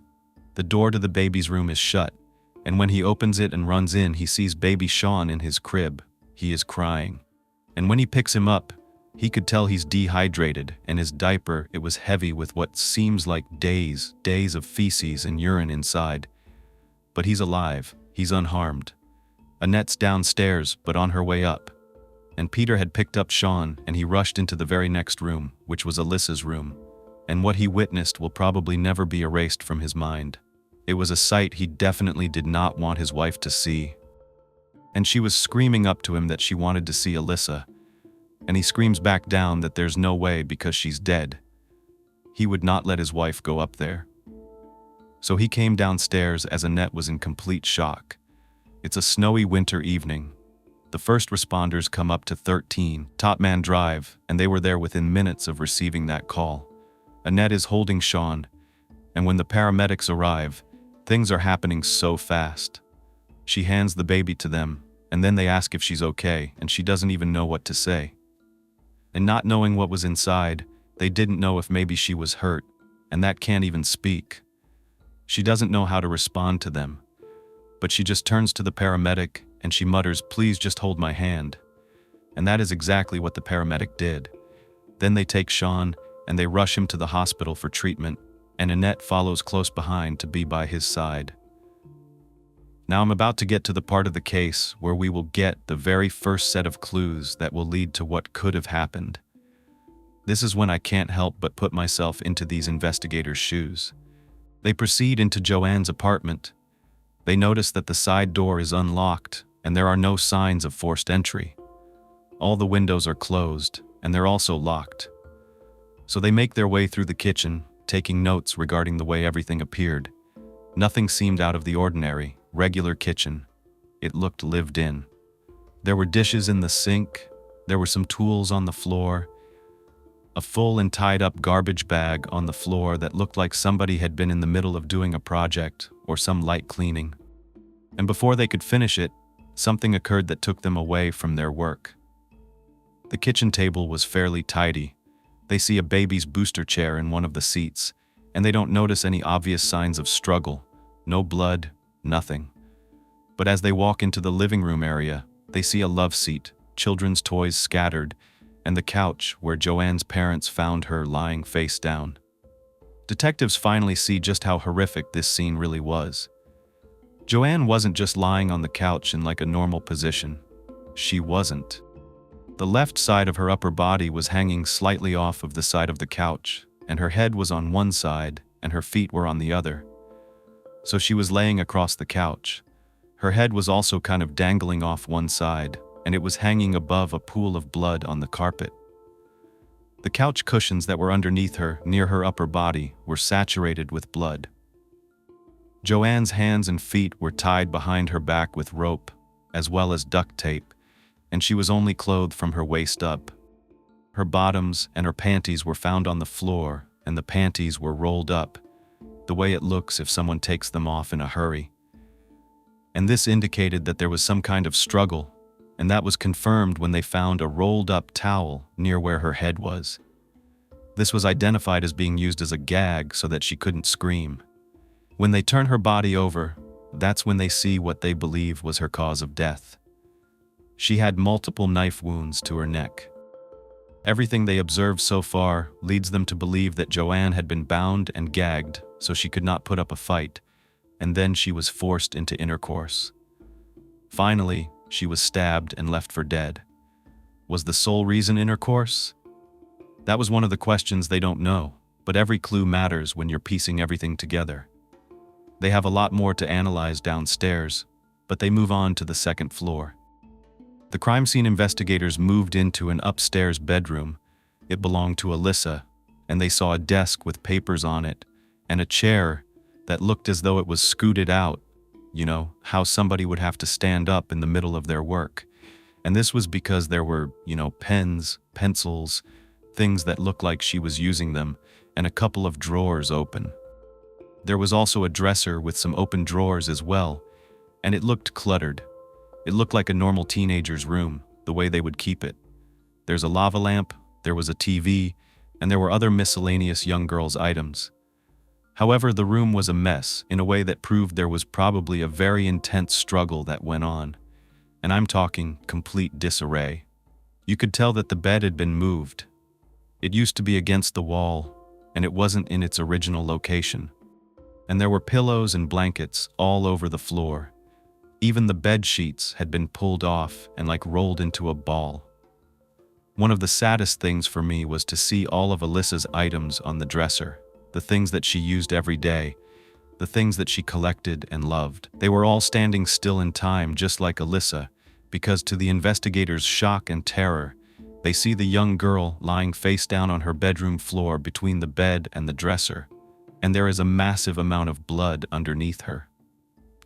When they examined her closely, they realized that her throat was slit from ear to ear, and there were smears and spatters that were located all over the bedroom, all over the mattress, even on the sides of the mattress, smears across the wall. This was a 12-year-old girl who did this. And why did they do this? It just doesn't seem like this can be real. How does something like this even happen? From what I could gather, it seemed as though Alyssa had been chased into the room and that she was trying to get away. She was opening drawers to block the person's path, moving her bed to hide behind it, and she put up quite a fight. But she was no match for the evil monster who did this to her. Both bodies were removed and transported to the coroner's office for complete autopsies, and that is just a waiting game. I will come back to this when they get the results. Meanwhile, there is a lot of work for investigators to do, so they begin looking all around the apartment for clues. They examine the area that Joanne sits in to work on the computer, and there's a pile of money on the desk, and it hasn't even been touched or taken. It was just laying there. There was also money in other places around the house. So they begin to think that the motive was something different. It was something other than burglary. By this time, the rest of Joanne's immediate family had been notified of the tragedy, and they rushed to be by Sean's bedside at the hospital. They were in utter disbelief that this could happen to people that they loved so much.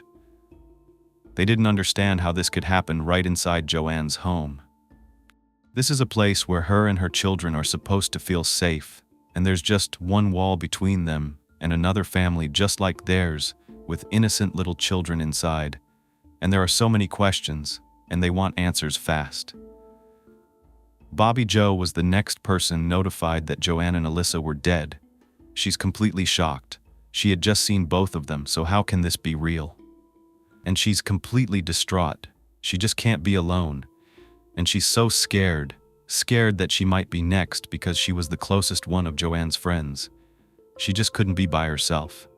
So at that time, she went to go stay at her mother's and then met up with Michael, who arrived immediately to console her and help her with her kids. The same night before they leave, investigators decide to canvass the entire area around Joanne's house. They wanted to see if anyone had seen anything, if they saw someone lurking in the neighborhood. That person might still be there. And not only that, they want to question residents that are close by in case they witnessed anything else that was concerning while it's still fresh in their minds. But to their disappointment, no one seemed to have heard or seen anything. Some of them do mention that they saw Joanne a few days earlier, but nothing after that, which kind of makes sense. Most of the residents were inside. It was cold, it was snowy. This was the winter. They were enjoying dinners and movies in the warmth of their cozy beds. It's just too bad that that night wasn't the same in the Presti household. Investigators believe that this was a crime of passion, that this crime was carried out by someone close to this family, someone that knew Joanne, someone that Joanne must have trusted. We know how protective she was, even sleeping on the couch for this exact reason. She was scared of something that was going to happen, and it did. It's time to start to put together a list of suspects and interview them one by one, starting with anyone that may have had a problem with Joanne. And that list comes together pretty quickly, especially after talking to Joanne's family. And I'm sure you can probably guess some of the people that are on it that they're interested in talking to. Joanne had not had much luck when it came to the men in her life. Also, there's a timeline coming together. They think that they know approximately when the crime was committed. The next day, they call Alyssa's school because they're trying to piece everything together. And it turns out she wasn't in class on Monday, Tuesday, or Wednesday of that week, which leads the investigators to believe Joanne and Alyssa have been deceased for several days before they were found. They think they might have been murdered sometime between Saturday night on January 4th and Sunday, January 5th. I want you to think back and remember how Bobby Joe didn't hear from her on the morning of January 4th. That was after Joanne left the night before with a headache. They were supposed to go Christmas shopping, and that was on Sunday. So things are starting to come together, but they're also looking really confusing. How could no one notice this? Not even her next-door neighbor, the landlord with an attached home with thin walls. Nothing, no noises, nothing. This couple spent time over Joanne's, and Joanne's went to, the landlord's basement on a regular basis, and their kids played together. So what is going on? So police want to pay Harinder a visit. He tells police that he didn't hear anything at all. Really? They aren't so sure, but he insists that he and his wife were at home watching TV that night. And since he was a friend of Joanne's and she confided in him, he tells police that one of her children's fathers may have something to do with it. However, police want to know if he had something to do with it. And this was because of his proximity and the fact that they thought it was impossible for him not to hear anything. Was it because he was carrying it out? They get a search warrant for his house and cell phone records. And this is where it gets a little interesting. They find out a few things that turn out to raise some red flags. First of all, they find a roll of duct tape, and it visually matches the duct tape that's found on Joanne's body, so they collect it for forensic testing. Then the phone records come in. Joanne called Harinder at around 10 p.m. on Sunday night, and this call only lasted a few seconds. Why would she be calling him so late at night? Was it for another drink in the basement? They're starting to build out the timeline even more. It seems like their deaths occurred between Sunday night and Monday morning, because as they're getting more information, the timeline is coming together. When they ask Harinder, he says none of that is true. He says she called about a clogged sink in the bathroom and asked when he could come repair it. That late at night, though, at 10-something, she's calling the landlord? I mean, maybe it was an emergency.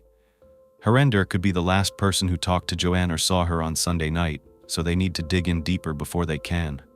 The autopsy reports come back in. The manner of death for both Joanne and Alyssa is homicide. We could have guessed that. But what about the cause of death?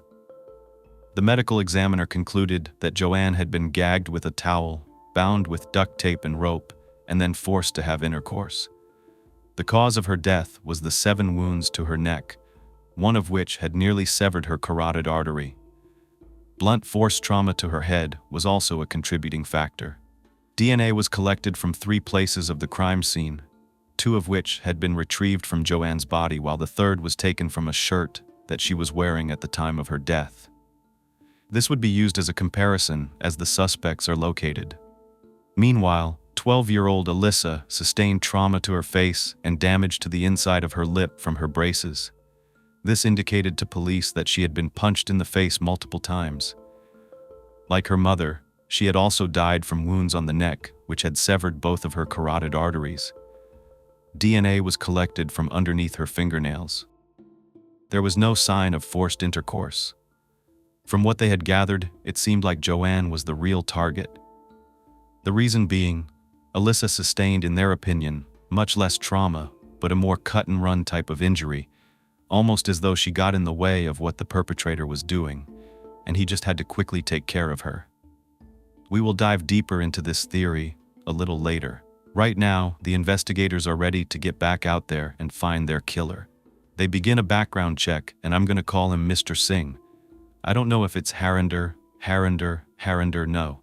So, Mr. Singh, they want to do a background check, and they also want to interview Joanne's friends as well as some previous tenants about him, so they can find out, because things are starting to seem a little bit suspicious.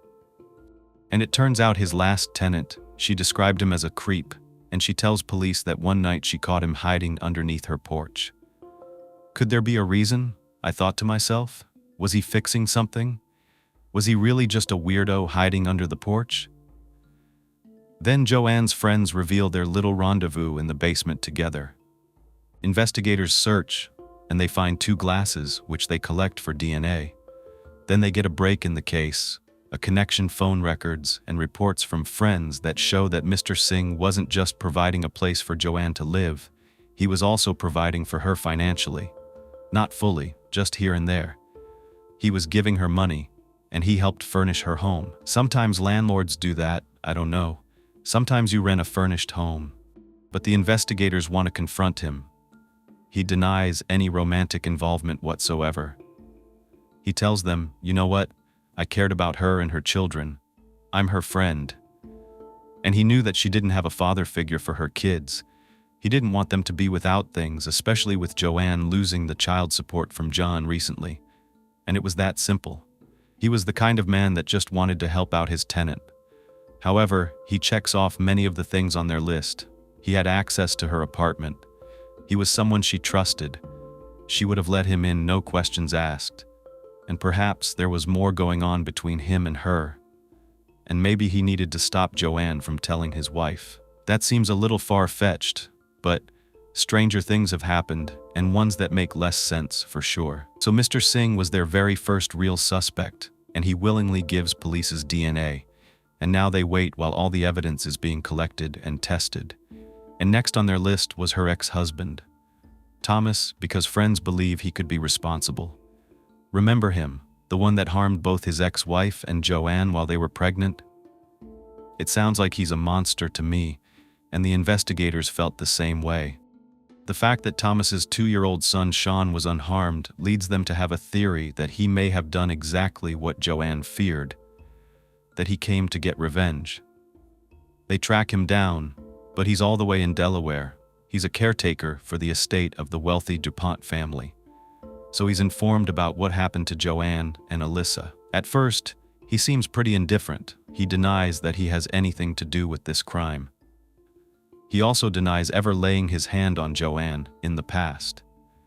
In regard to the night in question, he insisted that he had an alibi. He wasn't anywhere near that area. He says that he has a receipt from a store in Delaware from early Monday morning. Plus, someone did see him that Sunday night.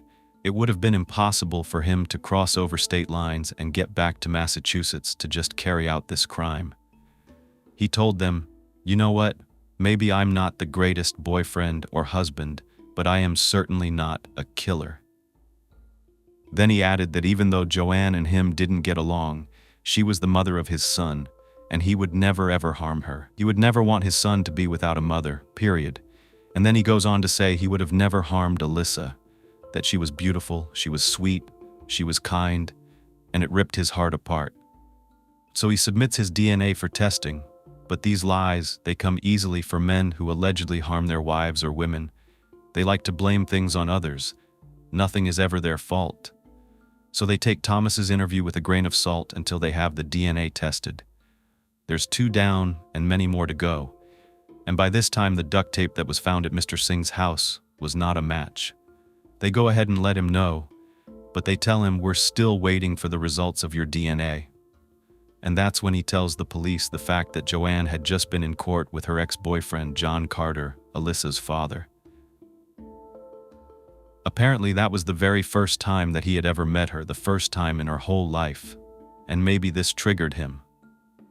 So investigators get all the same info we already know. It really does seem like John may have the most to gain from both Joanna and Alyssa being out of the picture. He definitely wouldn't have $25,000 to worry about, that's for sure. But would he risk prison or death? So they need to dig deeper into his life and track him down as soon as they can. They bring him in, and right away this guy is sweating profusely.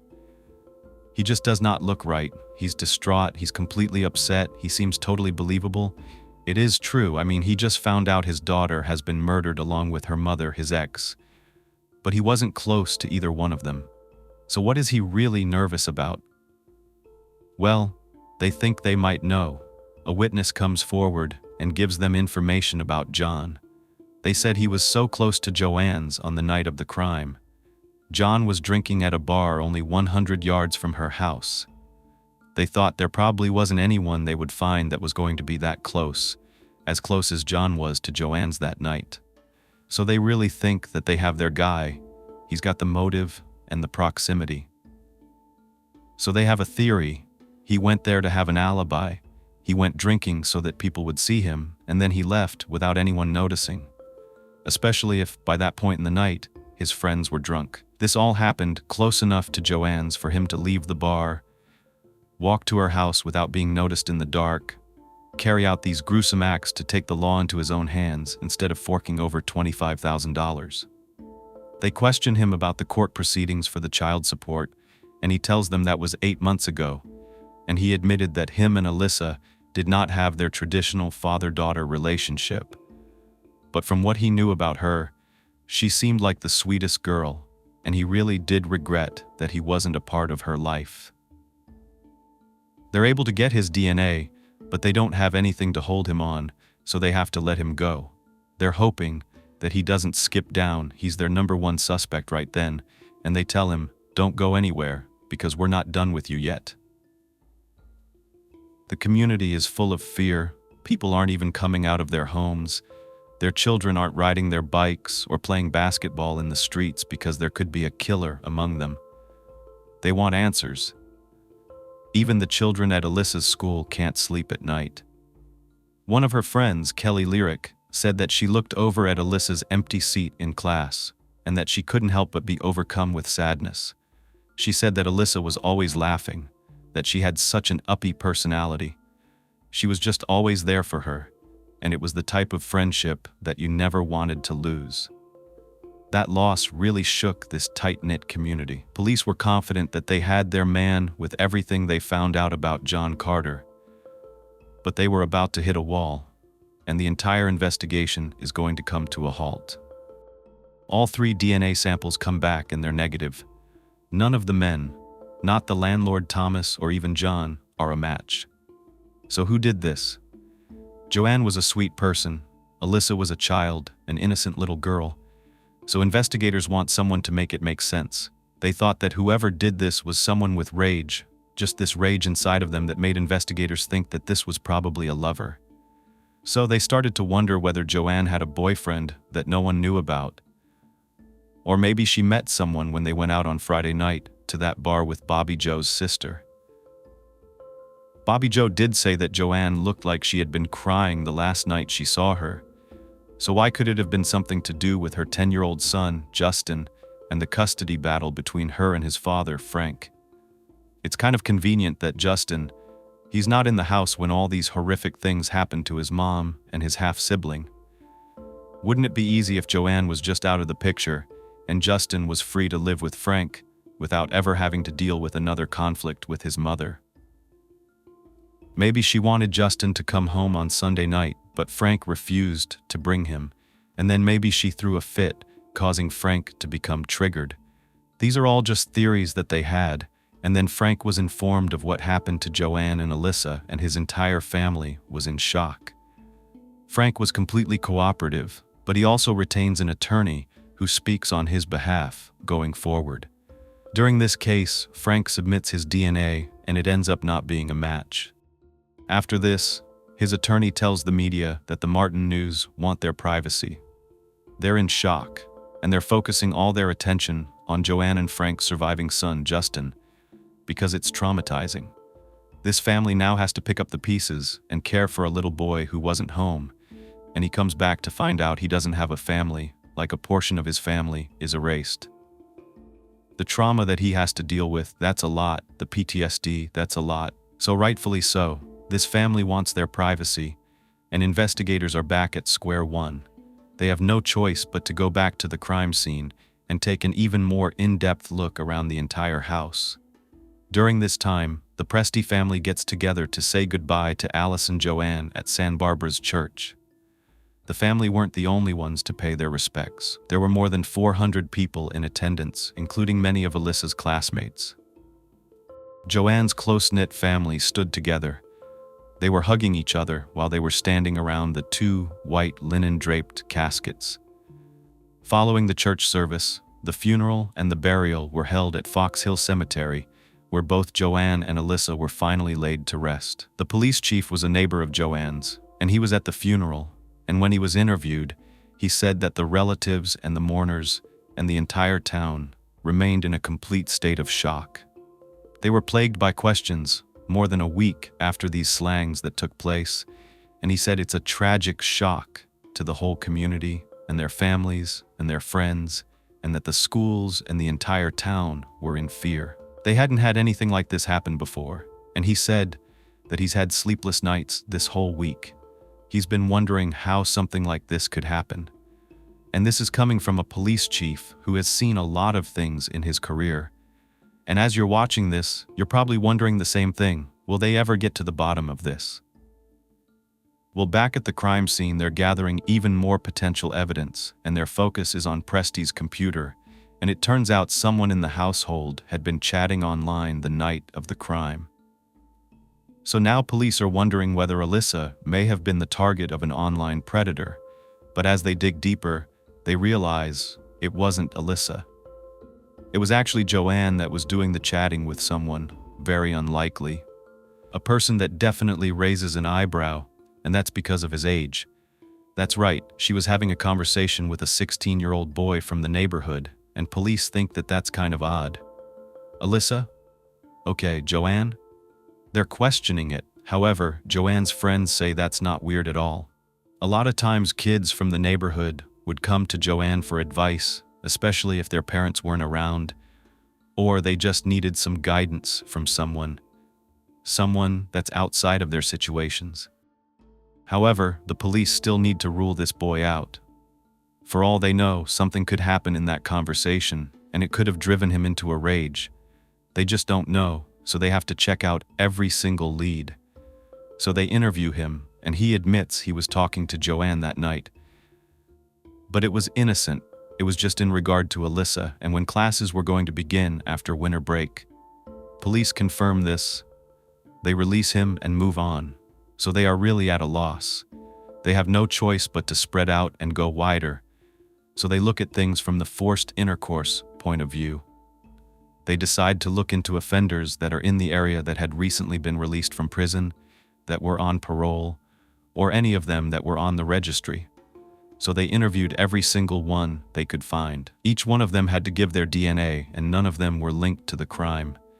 The leads are going nowhere, And at this point, they're examining even the most unlikely items in the Pressey's household, one of which is a few undeveloped rolls of film that were found in a desk drawer. They have them all developed. And as they're looking through each picture, they're looking for anyone that stood out, anyone that was in pictures with family that had not been interviewed, or anything that could point them in a new direction. They find photos from a children's birthday party, and they recognize someone, Bobby Joe. There were other individuals in the photos, so they call in Bobby Joe so that she can easily identify each one. They assume she's going to know who they are. Now, if you're thinking of leaving and stopping the video, don't. You have to find out exactly what happens next. Don't fast forward, because this case is all over the place, and pretty shocking to me. So, Bobby Joe is naming every single person as the investigators are making a list, and her boyfriend, Michael, is one of the people in the photos. And of course, just like everyone else, he has to be included and eliminated, and that's tough. You don't want your own boyfriend to be caught up in all this. This happens all the time, especially when people are close to the victims. If you're the boyfriend of a victim, husband of a victim, close to them in any way, you're going to be focused on. Nobody likes it, but they explain, we have to rule him out. So she tells them his name and explains they have a daughter together, and the last time they all hung out with Joanne was on Christmas Day. Oh, they definitely have some questions for Michael, but since they have Bobby Joe there and she can vouch for him, they ask her some preliminary ones. It's hard when everyone's a suspect. It can be very uncomfortable, and so can the questions. Bobby Joe tells them everything we already know about her and Michael, how they met, how long they dated, when their daughter was born, the breakup, her inviting him kind of back into her life to see the baby, and how Michael works for her mom's boyfriend as an apprentice electrician to make ends meet and pay child support. She also says her, him, and Joanne are all friends. The investigators do not think Michael is a viable suspect, but they have to keep asking questions until they can completely clear him. They asked Bobby Joe about his whereabouts that weekend to refresh her memory. Joanne went out with Bobby Joe's sister on Saturday night, January 3rd. The next morning, on the 4th, she came over to retrieve Sean and Alyssa between about 10 and 11 a.m. Bobby Joe says she didn't end up seeing Michael that day. He was planning to come over to see their daughter, but he was busy looking at apartments to move into. She talked to him later that day. That was the same night that Joanne came over to Bobby Joe's around 7:30 p.m., and it looked as though she'd been crying. But Joanne says she's just tired and has a headache before going to bed. That night, Bobby Joe called Michael. This was around 11:30 p.m., and they chatted for a few minutes. So investigators go and confirm that this was accurate. They asked her how he sounded, and she said he sounded like he had been drinking, which wasn't unusual. Now here's where things get interesting. Still no real cause for concern, but the next morning, on Monday the 5th, that's the day that she and Joanne were supposed to go shopping, but she couldn't get a hold of her. Well, that day she got a phone call from her mother's boyfriend, Michael's boss, and he informs her that Michael didn't show up for work that day. Bobby Joe is mad. She is mad over the fact that he skipped out of work. So she calls him, and he doesn't pick up, so she leaves a few messages. Eventually, he does call her back, and he says, yeah, he didn't go into work because he was too hungover from the night before. Bobby Joe, who owns his truck, basically threatens to return it to the dealership if he keeps messing up. It had already happened a few times in the past. And the next thing Bobby Joe recalls is on the evening of January 7th, when she heard a neighbor's child screaming and running towards her. When the child got close enough, that's when Bobby Joe realized what they were actually saying, that Joanne and Alyssa were dead. And that is how she found out that her best friend was murdered. So she ran over to Joanne's house, and at that point she's questioned by a couple of officers. She's scared and very emotional. After that, she races over to the hospital to check on Sean's condition. She told detectives that the baby looked tired and weak. That's when she made her way over to her mother's house.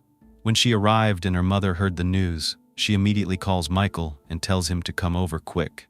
He says, "Oh my God, what happened?" That's when Linda told him. He says, "I'm on my way." Detectives start to press Bobby Joe about Michael's demeanor that night. She said that he seemed kind of quiet. He was just sitting there trying to console her, but most of the time, he was just staring at her, and he looked stressed. They asked her if she noticed anything out of the ordinary regarding his physical appearance, and she says that she remembered seeing what looked like hives on his forehead. He let her know they were caused by stress, and he had a lot on his mind. I mean, who doesn't? But Bobby Joe didn't know what it could be. However, detectives are also questioning Linda, Bobby Joe's mother, at this point. After hearing that she had also seen him that night, Linda says she saw cuts and abrasions on Michael's hands and knuckles. Yeah, of course he worked with his hands a lot, but at his job he wore gloves, so this was very significant. And they had heard enough at this point. They include Michael in their list of suspects, and now they needed to dig into his past, do a background check, and find out exactly who Michael Bizanowicz is. While they're interviewing Bobby Joe, they show the photo of Michael to officers, asking if anyone had already interviewed him or cleared him. One of the officers looks over, and he recognizes Michael. He says, "I've arrested him in the past," but he couldn't quite remember the details. However, he said if his memory served him right, it was a crime that was sexual in nature. So now they are really focusing on him. They decide to pay Michael a little visit unannounced so they can get his rendition of that weekend. He agrees to speak to police at his home, but he doesn't want to come down to the station. He says he doesn't even know Joanne that well, that she's just a friend of Bobby Joe's, which, I mean, is true. He says they've only hung out a handful of times. As they spoke to him, they were watching his demeanor, his body language, and looking at his hands. And sure enough, they have cuts on them, a telltale sign that he had been in some kind of physical altercation. Could this have been as a result of Alyssa scratching him? This is the closest that they had gotten to possibly being in front of the person who did this to Joanne and Alyssa, so they have to keep him talking. When they ask him about the cuts, he says he sustained them while working, but they already know from Bobby Joe's mom that he wore gloves while he was on the job. Now they wanted his alibi, he says, and this is like the worst alibi ever. For every time I hear a case and they say this, I'm like, worst alibi. He was home by himself all the way back in Lowell, and then most of the night consisted of him on the phone arguing with Bobby Joe. They know that Bobby Joe did speak to him, but she failed to mention any arguments. But there's also an issue. The phone call was before midnight. They know Joanne was on the phone with Mr. Singh at 10 p.m., so there would have been enough time and a matching timeline if Michael would have gotten to Joanne's after speaking with Bobby Joe. But why would he? What connection do Joanne and Michael have besides both being close to Bobby Joe? Michael also tried to pull a fast one on the detectives by claiming that he didn't own a vehicle. And it's true his truck isn't in his name, but he has possession of it. So why lie? Because this made it look like he had no means to get around, like there was no way he could get to Joanne's, and that simply wasn't true. So they get a warrant for the truck, and they obtain a DNA sample from him. Sure enough, they find rope and duct tape in the truck, and they send it in to be compared to what they found at Joanne's. And while they wait, they decide they need to ask Bobby Joe a few follow-up questions. They confront her about the argument. She admits, yeah, they had been arguing for weeks if not longer. They had been in somewhat of a back-and-forth relationship. They asked her if there would be any reason for Michael to have anything against Joanne. The only thing that Bobby Joe mentions is that her and Michael seemed to argue a lot more once Joanne came into the picture, but it was because Michael felt like Joanne was coming between them, maybe as though he was like the third wheel. So detectives begin to think Michael may have blamed Joanne for the breakup with Bobby Joe, or that it swayed Bobby Joe into not getting back with him. They asked if she was on the phone all night with Michael, since Michael said that he couldn't go in the next morning for work on account of staying up late arguing with her, and that is not true. The phone records confirm he's lying. There's a bigger bombshell that's about to be revealed. Remember that cop that recognized Michael? He jogs his memory and realizes Michael is a level 3 predator. And I think you know what that means. When I say predator, detectives need to confirm this. If this is true, It means that at this level, Michael would have had to do the worst of the worst if offending alone isn't enough. And after running his name, it turns out that it's true. That is gross. This monster among these innocent children on Totman Drive was convicted of 8 counts of forced intercourse with underage individuals, i.e. children, as well as deviant sexual acts in the past. When someone is classified as a level 3 offender, this means that they're most likely going to reoffend. So why do they let a person like him out of prison? But wait, they checked the registry already and they didn't find him, and that's because his residence was registered as being located in Lowell. However, he practically lived with Bobby Joe. And you've got to wait, because this changes everything. Not just in this case, but in the entire state of Massachusetts.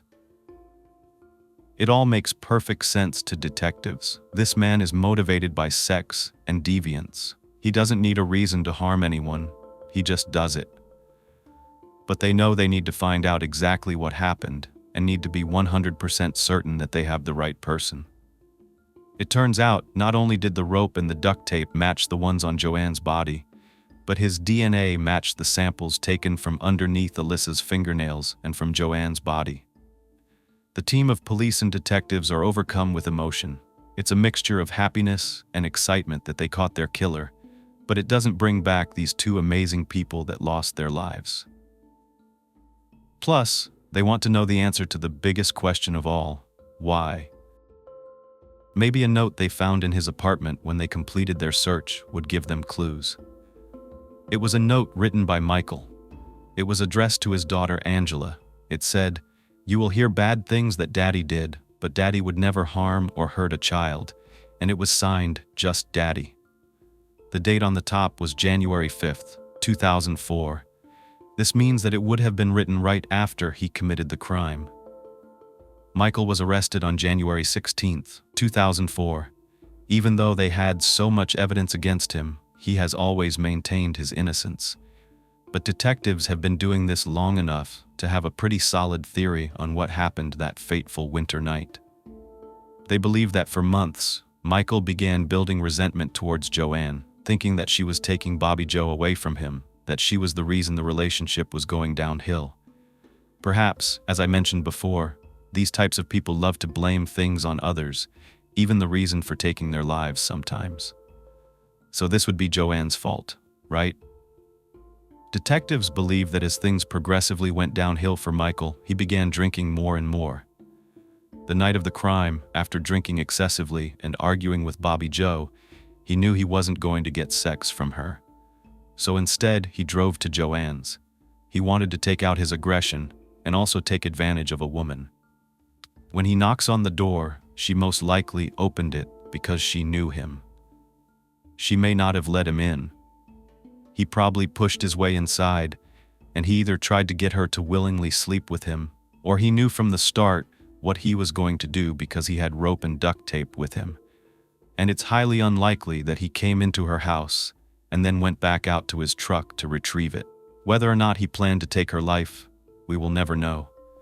However, he gagged her with a towel, bound her, and had his way with her, then used the knife, leaving 7 wounds on her neck.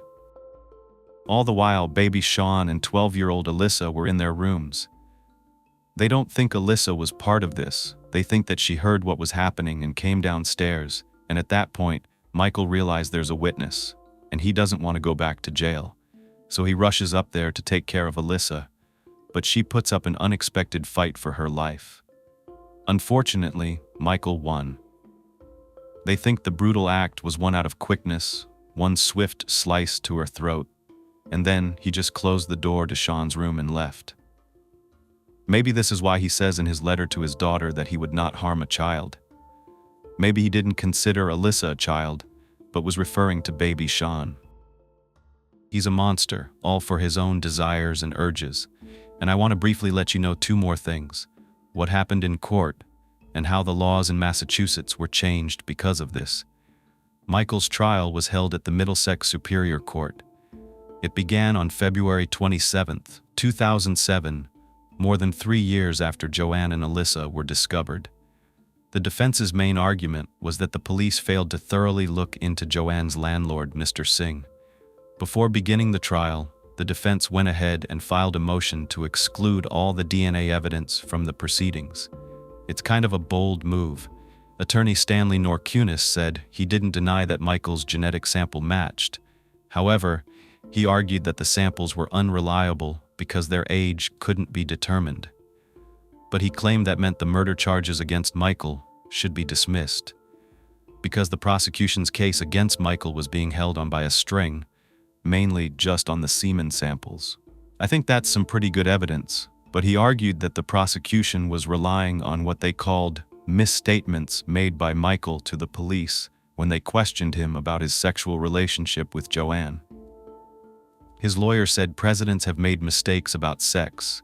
That doesn't mean it leads to something criminal.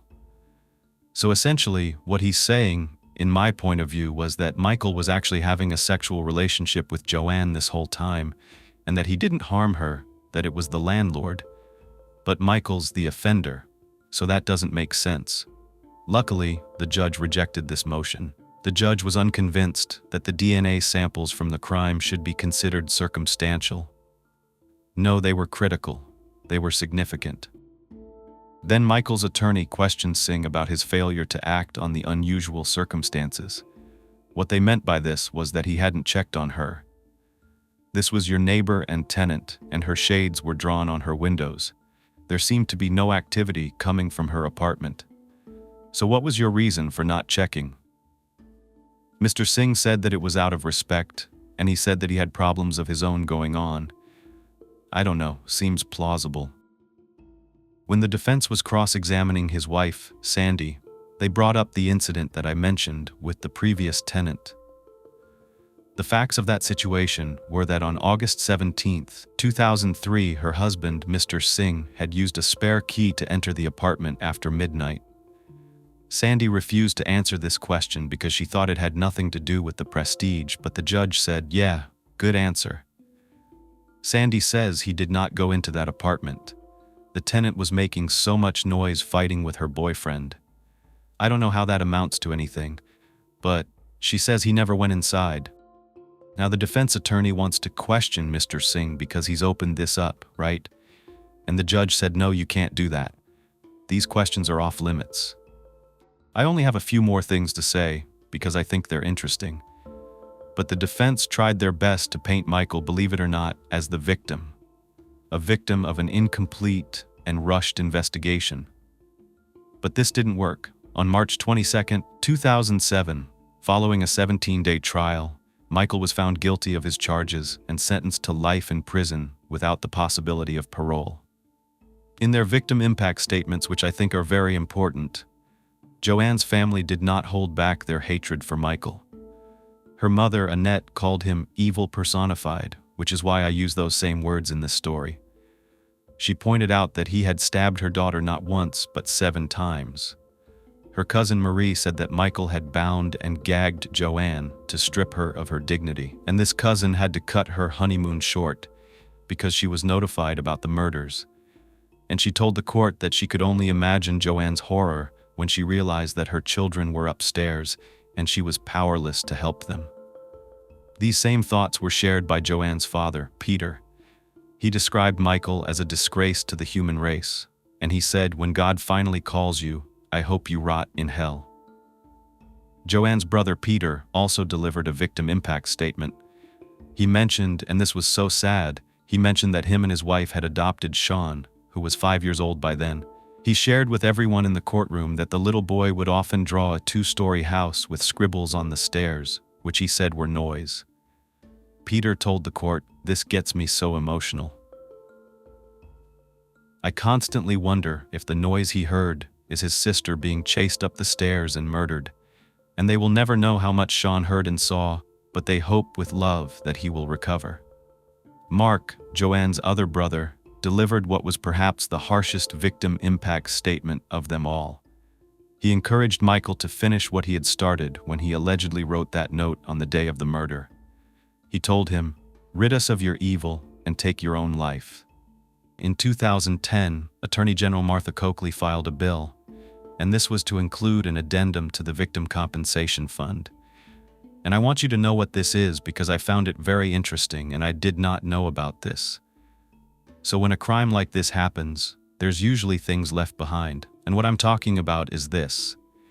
They want a fund to spare friends and family members from having to relive their trauma when the Prestige returned to the duplex to collect all of Joanne's things. The crime scene investigators covered the place with fingerprint dust because there was blood in the sink. They tore the entire kitchen apart. They punched holes in the walls looking for a weapon that they never found. But the worst part is that one of her sons called to say, "Mom, the couch is still here with Joanne's blood all over it." Nobody took it away. It's bad enough that they had to go there and go through all of it the first time. But then hearing the pain in her son's voice as he came across basically the same scene, having to see that, is just too much. With this bill, the Attorney General hoped that no one else would have to experience that trauma that Annette and her family went through in the days following the horrific murders. Remember I said something else came out of this case? Something about the state law. Massachusetts changed its offender registry to better classify and track offenders, particularly the most dangerous ones. For instance, one of the amendments was that the offenders now had to have secondary addresses listed. If it's up to them to read, I don't know how does this work. If they're providing the addresses, can't they just lie? This was in direct response to this case. Michael was a level 3 offender. He hadn't been required to register in the city that he was living in with Bobby Joe, only in the one where his mail went, etc. In January 2011, Michael filed an appeal. Of course he did, with the Supreme Court of Massachusetts. And his claim was that authorities had failed to thoroughly investigate the landlord. He argued that they should have looked into him more. Basically, his attorney said, Mr. Singh had this inappropriate relationship and that was the motive. 3 months later, in April 2011, the Supreme Court of Massachusetts dismissed Michael's appeal, and rightfully so, and they upheld his conviction. They went on to say they found no significant links anyway between Mr. Singh and anything that happened to Joanne. Michael remains imprisoned to this day, and he will remain there for the rest of his life. This case was intense, and I thank you so very much for hearing about Joanne and Alyssa. There are monsters walking among us every single day, so please be safe. Do background checks on everyone that comes into your life, especially if you have children. This doesn't mean that you're paranoid or invading someone's privacy. It means that you are diligent to protect yourself and others. Her life was only just starting. Her passion was aiding those whose lives had already ended. She never could have anticipated that her 24th birthday would bring not dreams, hopes, or wishes, but death. It takes an exceptional person to want to work in the funeral industry. For one, they must be okay with being surrounded by death daily. Empathy and compassion are two of the most vital characteristics for anyone that wants to enter the funeral industry. They must understand when to give families space and respect the grieving process. Rachel Nicoletta Anderson was one of those people, a person with a pure heart whose passion was to help those who had just lost their loved ones or even their own lives. Rachel was born in Warren, Ohio on January 28, 1994, to William, Bill, and Patricia Trish Anderson. Rachel had one younger brother, John Anderson, and they grew up in Warren, Ohio. Warren is a relatively small city in northwest Ohio along the Mahoning River. General Motors and Packard Electric are two of the area's biggest employers. Warren has a number of museums, including the Trumbull County Museum and the National Packard Museum. Golf courses, breweries, and a drive-in theater are all nearby as well. The city is described as hip meets blue collar, with a lot of character in downtown Warren. Dave Grohl Alley honors the former Nirvana drummer and Foo Fighters frontman, Dave Grohl, who is a native of Warren. Many people are actually surprised to hear that he's from Warren because they assume he's from the Pacific Northwest, like Kurt Cobain was. Public artwork lines Dave Grohl Alley, and among the works on display are murals, sculptures, and the world's longest drumsticks, which measure 23 feet long. The local high school, Warren G. Harding, named after the U.S. president born in the city, produces excellent athletes. People in Warren love sports, especially local sports. and they spend a lot of their time playing and watching them. The Scrappers, a minor league baseball team, is quite popular among the locals during baseball season. This is where Rachel Anderson grew up, and she graduated from Warren G. Harding High School in 2012. During high school, Rachel was a member of the National Honor Society. However, Rachel was more than just a talented student. She was an exceptional athlete. She played soccer and volleyball, and she also participated in the school band. During high school, Rachel worked at Giant Eagle, a local neighborhood grocery store chain with locations in West Virginia, Indiana, Pennsylvania, Maryland, and Ohio. Rachel loved her job. Anything she did with joy, and to know her was to love her. She would come to work every day with a giant smile on her face. The locals knew Rachel, and she touched the lives of her co-workers and customers. Rachel was beautiful. She had long blonde hair and green eyes, but it wasn't just her physical beauty that drew people to her. She was bubbly, friendly, and had a truly infectious laugh that would make you crack up just hearing it. She really did light up a room when she entered. Rachel's ambition was a little bit different than a lot of other high school graduates. She wanted to become a funeral director and embalmer, which led her to enroll at Youngstown State University after graduating from Warren G. Harding High School.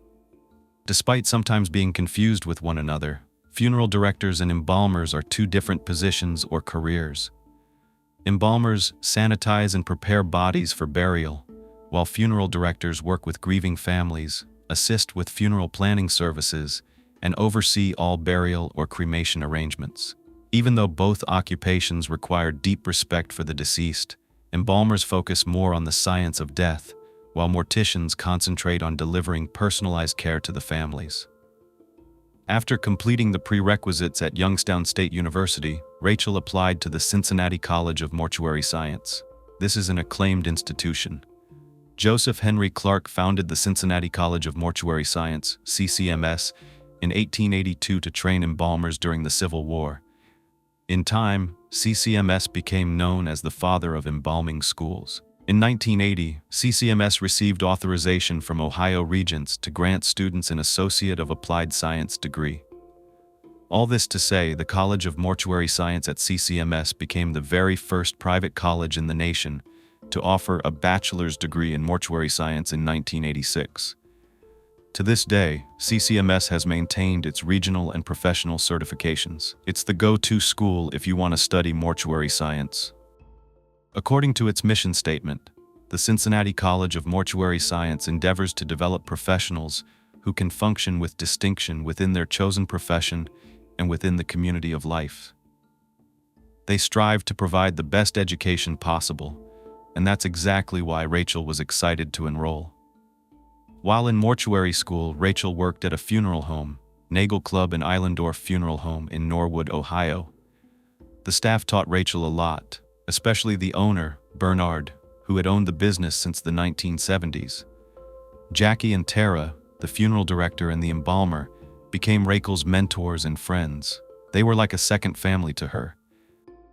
After graduating from CCMS, Rachel became a member of the Ohio Funeral Directors Association and spent her internship with Shaw Davis Funeral Home in Columbus. Rachel had never been happier. The owner of the funeral home treated her like family. She loved her colleagues and even told her mom, "I will work for them forever." Rachel had no idea what was going to happen. As Rachel got closer to her 24th birthday, her internship at the funeral home was nearly completed, but she wasn't stressed about finding a job because the owner had already offered her a full-time position, which she would have accepted if given the chance. She had plans to stay there permanently.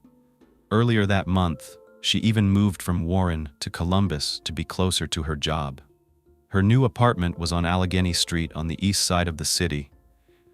Cute, two-story apartments in the Cardinal Creek apartment complex at 3044 Allegheny Avenue. Rachel's younger brother, John Anderson, wanted to throw her an awesome 24th birthday party, so he got mutual friends together and decided to have it at one of Rachel's friends' houses, Jonathan Kennedy and his wife, Tina. They were more than happy to host her birthday party. They lived across the city, on the west side of Columbus. The party was planned for the night before Rachel's birthday on Saturday, January 27th. Jonathan Kennedy was Rachel's very close friend from Warren G. Harding High School. She also had a close relationship with Jonathan's sister when they were growing up, and they spent a lot of time together. Her brother, John Anderson, still lived in Warren, Ohio, so he had to drive almost 3 hours to Columbus for Rachel's birthday. He planned to spend the entire weekend with her. He arrived on Friday, January 26th, the night before the party, and hung out at Rachel's apartment with Jonathan and Tina. Since Rachel had to work the next day, she gave her brother her primary key so he could come and go while she was gone. Rachel's spare key was already with Tina for emergency purposes. After finishing her shift at the funeral home, Rachel returned home to get ready for her birthday party. There were about 8 people at Jonathan and Tina's house for Rachel's party, including Rachel, her brother John, Jonathan, and Tina. Throughout the night, everyone hung out, relaxed, and enjoyed themselves. They smoked a little weed, drank a little alcohol, and just celebrated Rachel's 24th birthday. Later in the night, a few of them, including Rachel, John, and Tina, left the party to go to a nearby club to dance, drink, and hang out a little more, while the rest of the guests remained behind. That night, after returning from the club, Rachel and her brother decided to crash at Jonathan and Tina's house. The next morning, on January 28th, Rachel's birthday, she and her brother drove back to her apartment after leaving Jonathan and Tina's. Her brother didn't want to leave right away. He needed to decompress after everything they did the night before. So, he hung out at her apartment for about an hour before hitting the road to drive back to Warren. Remember, it's a 3-hour drive. When he got home, while changing and settling in, he realized he forgot to give Rachel her key. He immediately called her to let her know. This call was made at 1:58 p.m. Just a minute later, after talking to her brother, Rachel texted Jonathan to arrange to pick up her spare key later in the day from Tina and him. Jonathan and Tina had to drive one of the party guests who attended Rachel's party the night before back to their house in Athens, Ohio. But they told Rachel she could stop by when they returned home and said they'd let her know when they got back. After she got off work, Rachel texted Jonathan at 6:17 p.m. let him know she was done with work. He said, "Come on over." She told him, "Okay, I'll be there in about 20 minutes." Rachel arrived at Jonathan and Tina's around 6:30 p.m. She stayed for about 10 minutes, said goodbye and thank you, and left to go back to her place. On the way home, Rachel called her mom, and they talked on her way back. The call lasted about 10 minutes. The following day, Monday, January 29th, Rachel didn't show up to work at the funeral home. This was highly unusual. Isn't that the way a lot of people in these stories find out that something is wrong? So many people work from home now. I feel like things have changed so much, even from just 2018. It would take longer to know if someone went missing or something wasn't right. Rachel was close to her boss and his family, so she wouldn't miss work without informing them. In this case, they knew something wasn't right. The funeral parlor manager sent another employee, Trent Snyder, to check on Rachel. This was around noon. Trent arrived at Rachel's apartment and knocked on the door for several minutes without getting a response. Trent walked around and found the apartment complex manager on site asking to go inside Rachel's apartment to check on her, but the complex manager refused. At this point, Trent decided to call the police after he wasn't able to get anyone to assist him in checking on Rachel. As Trent spoke to the 911 dispatcher, he was looking through Rachel's living room window and saw a candle lit, sitting on her coffee table. That did not seem right, especially for someone like Rachel, who was very responsible. Then Trent looked out into the parking lot and saw Rachel's car was not in her usual parking spot. Instead, it was parked around the corner from her unit, rather than in front of it. He gave all this information to the dispatcher. After some time, the apartment manager came back to speak with Trent and said there was another person listed on the lease, and that person would need to give permission to enter. When Trent asked who, the manager explained it was a guy named Sean Riggs. Trent was not aware that anyone else lived with Rachel, but he had no choice but to wait. The complex manager got hold of Sean who was actually Rachel's former roommate and ex-boyfriend. Even though Sean no longer lived with Rachel, he still had a key to her apartment and was still on the lease. Sean gave the property manager permission to enter Rachel's apartment, and she did.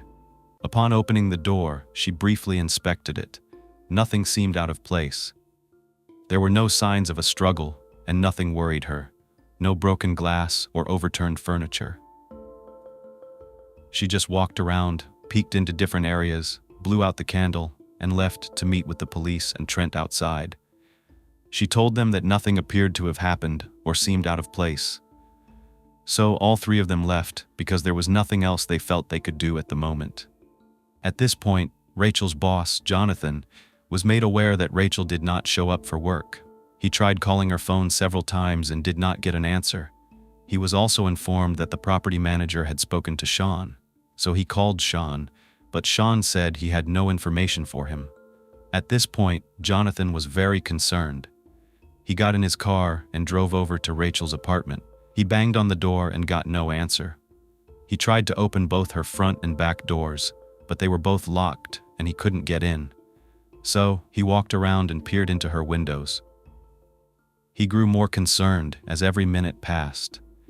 It worried Jonathan that Rachel's car wasn't where it should have been. She would not have parked it in someone else's spot. She had a designated spot in front of her unit. After several unsuccessful attempts to contact Rachel by phone again, Jonathan happened to see a police car. He flagged it down, explained the situation, and requested a welfare check on his friend. Every time I read something like this, I always think, I hope I'm never in this position where I have to ask for a welfare check on my friend. But at least Rachel had friends like this who cared. The property manager returned and opened Rachel's apartment door again, this time in front of the police and Jonathan. Jonathan walked right in and went up to the second floor while the manager and the officer remained in Rachel's living room. Suddenly, while Jonathan was upstairs, a blood-curdling scream rang out. Jonathan rushed down the stairs and out the door, screaming to the police that Rachel was lying lifeless in her bedroom closet. The officer on the scene, Frank Sclafani, immediately radioed for backup while tending to Jonathan, who was pale and utterly freaked out. Of course, he had just found his best friend, seemingly deceased. Officer Sclafani went back inside Rachel's apartment and made his way upstairs. The bedroom closet was already open, and he peered inside. He could clearly see Rachel wrapped up in what looked like a comforter. He could also tell she had been gagged with something. There was a garment over her head and another around her neck, tied to the doorknob of the closet. When Columbus police detectives arrived, they called the Ohio Bureau of Criminal Investigation, BCI, for assistance. A BCI investigator, Agent Joshua Durst, searched the apartment and found no signs of forced entry on either the front or back doors. There seemed to be no evidence of a struggle on the first floor, no blood was found, and nothing looked out of place. Upon closer inspection, he located Rachel's purse on the floor in the living room, and it appeared to have been rummaged through and dumped out. Her driver's license and a receipt from Arby's were among the items on the floor. When Agent Durst looked at the receipt, he noted the date, January 28th. The time was 7:32, but he couldn't tell if it was AM or PM because the ink was dull in that area. Durst also noticed remnants of food from Arby's in the living room, a French fry box, an Arby's drink cup, and an open used ketchup packet. Here are the items he asked the CSI team to collect: a cell phone, a laptop computer, a water bottle, a Pepsi can, a few cigarette and cigar butts, and a glass smoking pipe. They were all bagged as evidence. The team did not find any cash, and no credit or debit cards were in Rachel's purse or anywhere in the home, which seemed odd. This could have been some kind of robbery, but the person didn't break in. Maybe they followed her in, or maybe someone staged it to look like a robbery when it wasn't. They weren't sure, and they needed more information. And they were about to get it in Rachel's bedroom.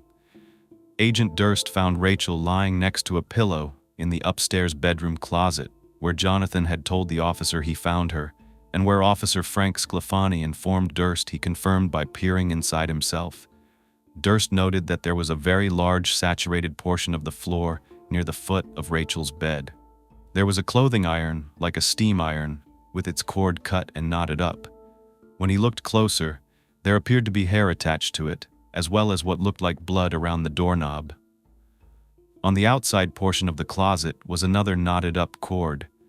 This one belonged to a heating blanket. A pair of black leggings were also wrapped around this closet doorknob. As Agent Durst followed the cord, it stretched into the closet and then around Rachel's neck. It wasn't just draped around her neck, it was very tightly wound and then knotted. As Agent Durst pulled a thick, comforter-like blanket off Rachel, it exposed the rest of her body, and he could see that her wrists and ankles were bound together in a hogtie fashion with cords from her window blinds, her hair dryer, and curling iron. It's interesting that all these items came right from her room. It just seemed really personal. There was also a black t-shirt over her head, positioned like a hood. A black piece of material was sticking out of her mouth and had been stuck down her throat. Rachel was found only wearing a black tank top. She was not clothed from the waist down. As Durst kneeled down to let the CSI team move in and retrieve Rachel's body, a black pair of underwear was found underneath her. The cord and the items binding Rachel were removed, and that was when the sheer brutality of this crime was revealed. There was a deep stab wound to her neck and at the base of her skull. She was transported to the coroner's office for a full autopsy report. Meanwhile, investigators were diligently sweeping through Rachel's entire apartment, collecting potential evidence.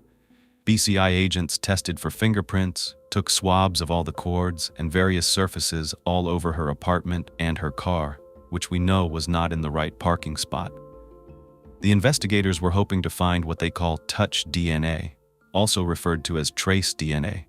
It only requires a very small sample and usually consists of skin cells or even sweat left behind on an object when it's just casually touched.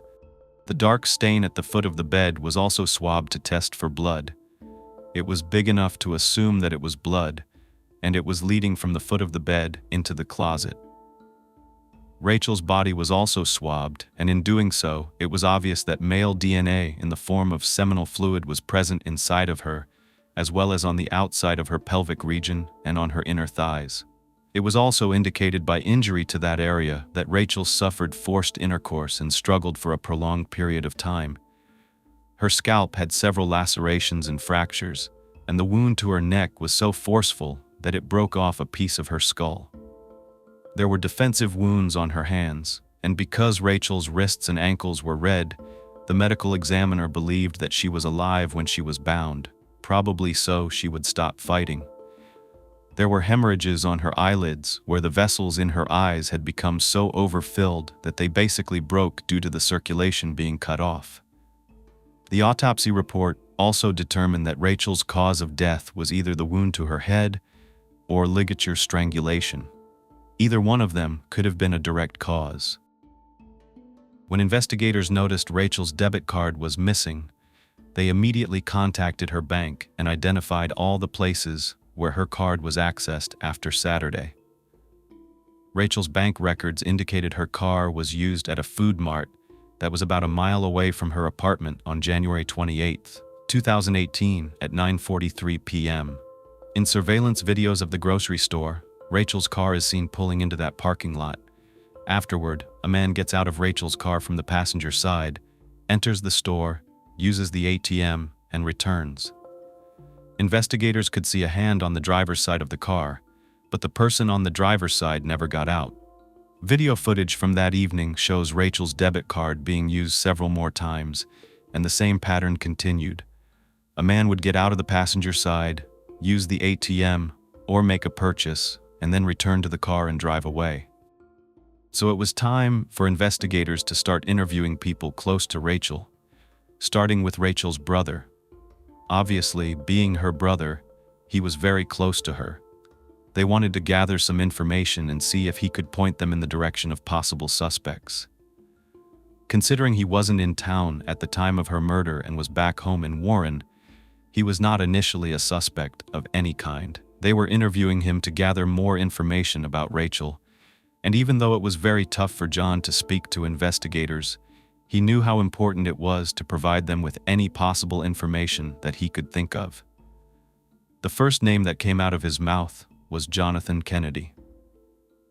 Now, I don't like to jump to conclusions, but when I'm reading about these cases and doing my initial research, there are things that jump out at me.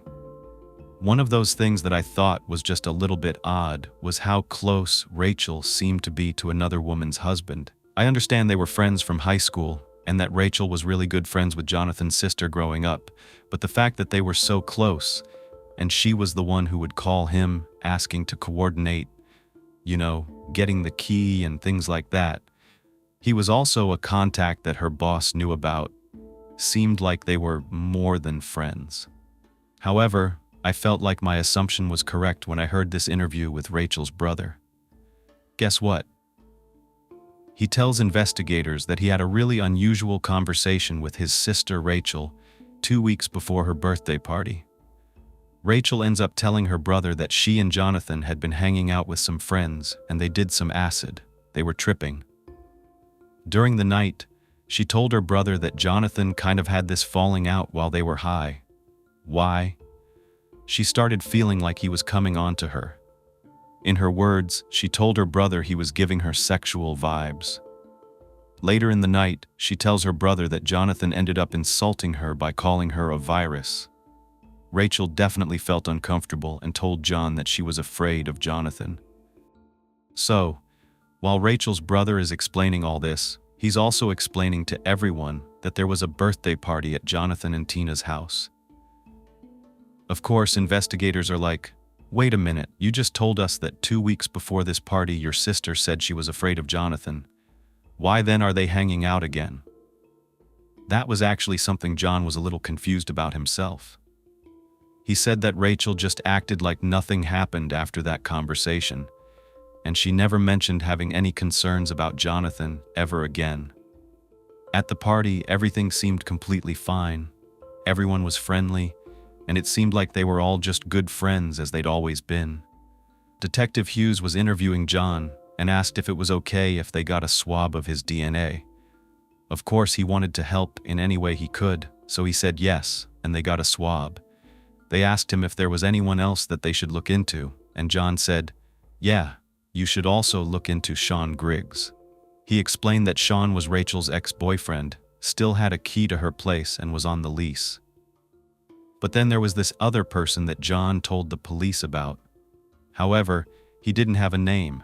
He said that Rachel complained about a guy in the apartment complex who just seemed off to her. So now Detective Hughes has to go out and interview Jonathan Sean and find out who this mystery man is in the apartment complex that Rachel could have complained about. Well, Jonathan is interviewed. He's a mess. He says he has nothing to do with Rachel's murder. She was a very close friend of his since high school. He's married to Tina, but there's nothing going on between him and Rachel. He says he was with Tina the evening that Rachel was murdered, so his wife is his alibi. We've heard that so many times, not the best alibi, but an alibi nevertheless. And I like to give you as much information as possible.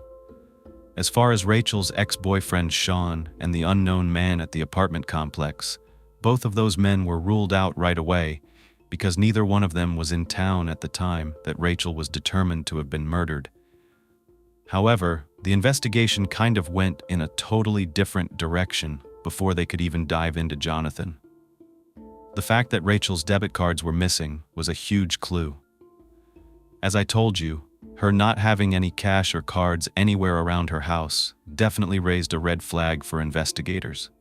The first thing Detective Hughes did when he found this information out was contact Rachel's bank.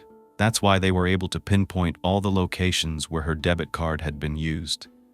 They went to those locations and were able to get the surveillance footage. The first place that they indicated her card had been used was, as I had told you, a mile or two from her apartment. It was on January 28th at 9:43 p.m. Now remember the Arby's receipts that Agent Durst found on the floor, and he didn't know whether they were from 7 a.m. or p.m. Well, the fact that there were French fries, a French fry box, seemed like this would be p.m. So the fact that her card was being used just a couple of hours later at 9:43 pp. Gives them a bit of a timeline. 2 hours later, it was being used at the Food Mart on East Main Street.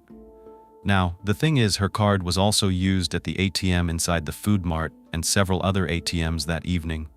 Different ATMs at different places, different stores. On the afternoon of Monday, January 29th, her debit card was used on the north side of Columbus at Fair Food Mart on Cleveland Avenue. The same day, a few miles north on Cleveland Avenue, it was used at City Trends and at DSW Shoe Store. It was also used at a Kroger and at Hollywood Casino. Rachel's debit card was used 2 more days, Tuesday, January 30th, and Thursday, February 1st.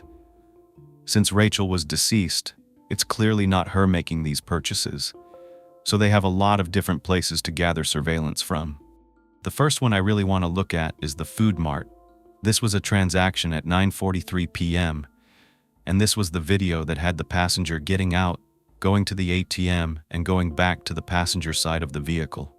This is also the video where they see a person's hand on the driver's side of the car, but that person never gets out. So who is driving this vehicle? They go inside and start to interview the store clerk who was there when this transaction was happening. They show the clerk the video camera footage, and he says, "I know who's getting out of the passenger side. His name is Anthony Sleets." The clerk explains that he sees this man, Anthony, around all the time panhandling in the area and believes that he doesn't have a home and sleeps in the store parking lot. So this is going to be hard for detectives because they have a person without a residence. They sort of just have to wait around and see if he comes back. That's exactly what they're going to do. They also tell the store clerk, "If you see this Anthony Sleets person, notify us immediately." Sure enough, on February 6th, 2018, Detective Hughes gets a call from the store clerk. He says, "Anthony's in front of the food mart." So patrol officers go out and find Anthony Sleets in front of that store. They bring him in for questioning. Now wait until you hear what this man tells investigators. I could not believe it. I didn't know if it was a lie or if it was the truth, because it sounded really unusual, almost like it was rehearsed. He says that on the night of Sunday, January 28th, he was outside on Main Street when a man came out of the food mart and called out to him. He said he'd never seen this guy before. He was just a stranger. He told him he was probably in his 30s, possibly early 40s, 5 feet 7 inches, dark skin, kind of slanted eyes, sort of chubby cheeks, short hair, a stocky frame, and had a little bit of a southern accent. He said the guy was in a small, green 4-door car, kind of like a station wagon. The man told Anthony that he had just gotten into a fight with his girlfriend and that the girlfriend had been trying to steal his money, so he needed help getting money from her debit card. He said, "Listen, it's my girlfriend's card. I know the PIN. I just don't want to be the one to do it. Can you give me some help? In exchange, I'll give you a hotel room for the night." Of course, Anthony, being someone without a home, found this really enticing and agreed. All he had to do was enter the correct PIN number and get the money out of the ATM. He tells investigators that he attempted to get $2,000 from an ATM using Rachel's debit card, but he could only get $40. Anthony Sleets tells investigators that the guy said, "Okay, let's try it at some other locations." So they went to another food mart. Still, they were only able to get a little bit of money out. This continued until they got around $400 and some cigarettes and other miscellaneous items with Rachel's debit card. And guess what? This Sleets guy says that the man never gave him a hotel room. He literally just dropped him back off at the exact same place he picked him up. Police asked, "Are you sure about that? Are you sure you didn't go anywhere else? Are you sure you didn't go to a woman's apartment?" And he's like, "No, I didn't go anywhere else." He agrees to submit a DNA sample, which they do collect. So Detective Hughes has a lot of information. He's got a pretty good description that detectives can use and run against other suspects or potential people in mind. But they also continue to look at the locations where the card had been used. One of the videos shows a man trying to conceal his face while using the debit card at an ATM. But when they look at some additional footage from other locations, they realize that there's a woman coming out of the car, and sometimes it's just a woman using the card with no man in sight. I don't know about you, but I just kept going back to Jonathan and Tina. Investigators are diving into this, and they finally get a lead, a name, Deborah Pardon. Someone identified her as the woman who was seen entering those stores and using Rachel's debit card. But who is Deborah Pardon? Detective Hughes tracks Deborah down.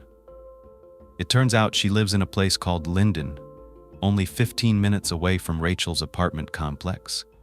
So they pay her a visit.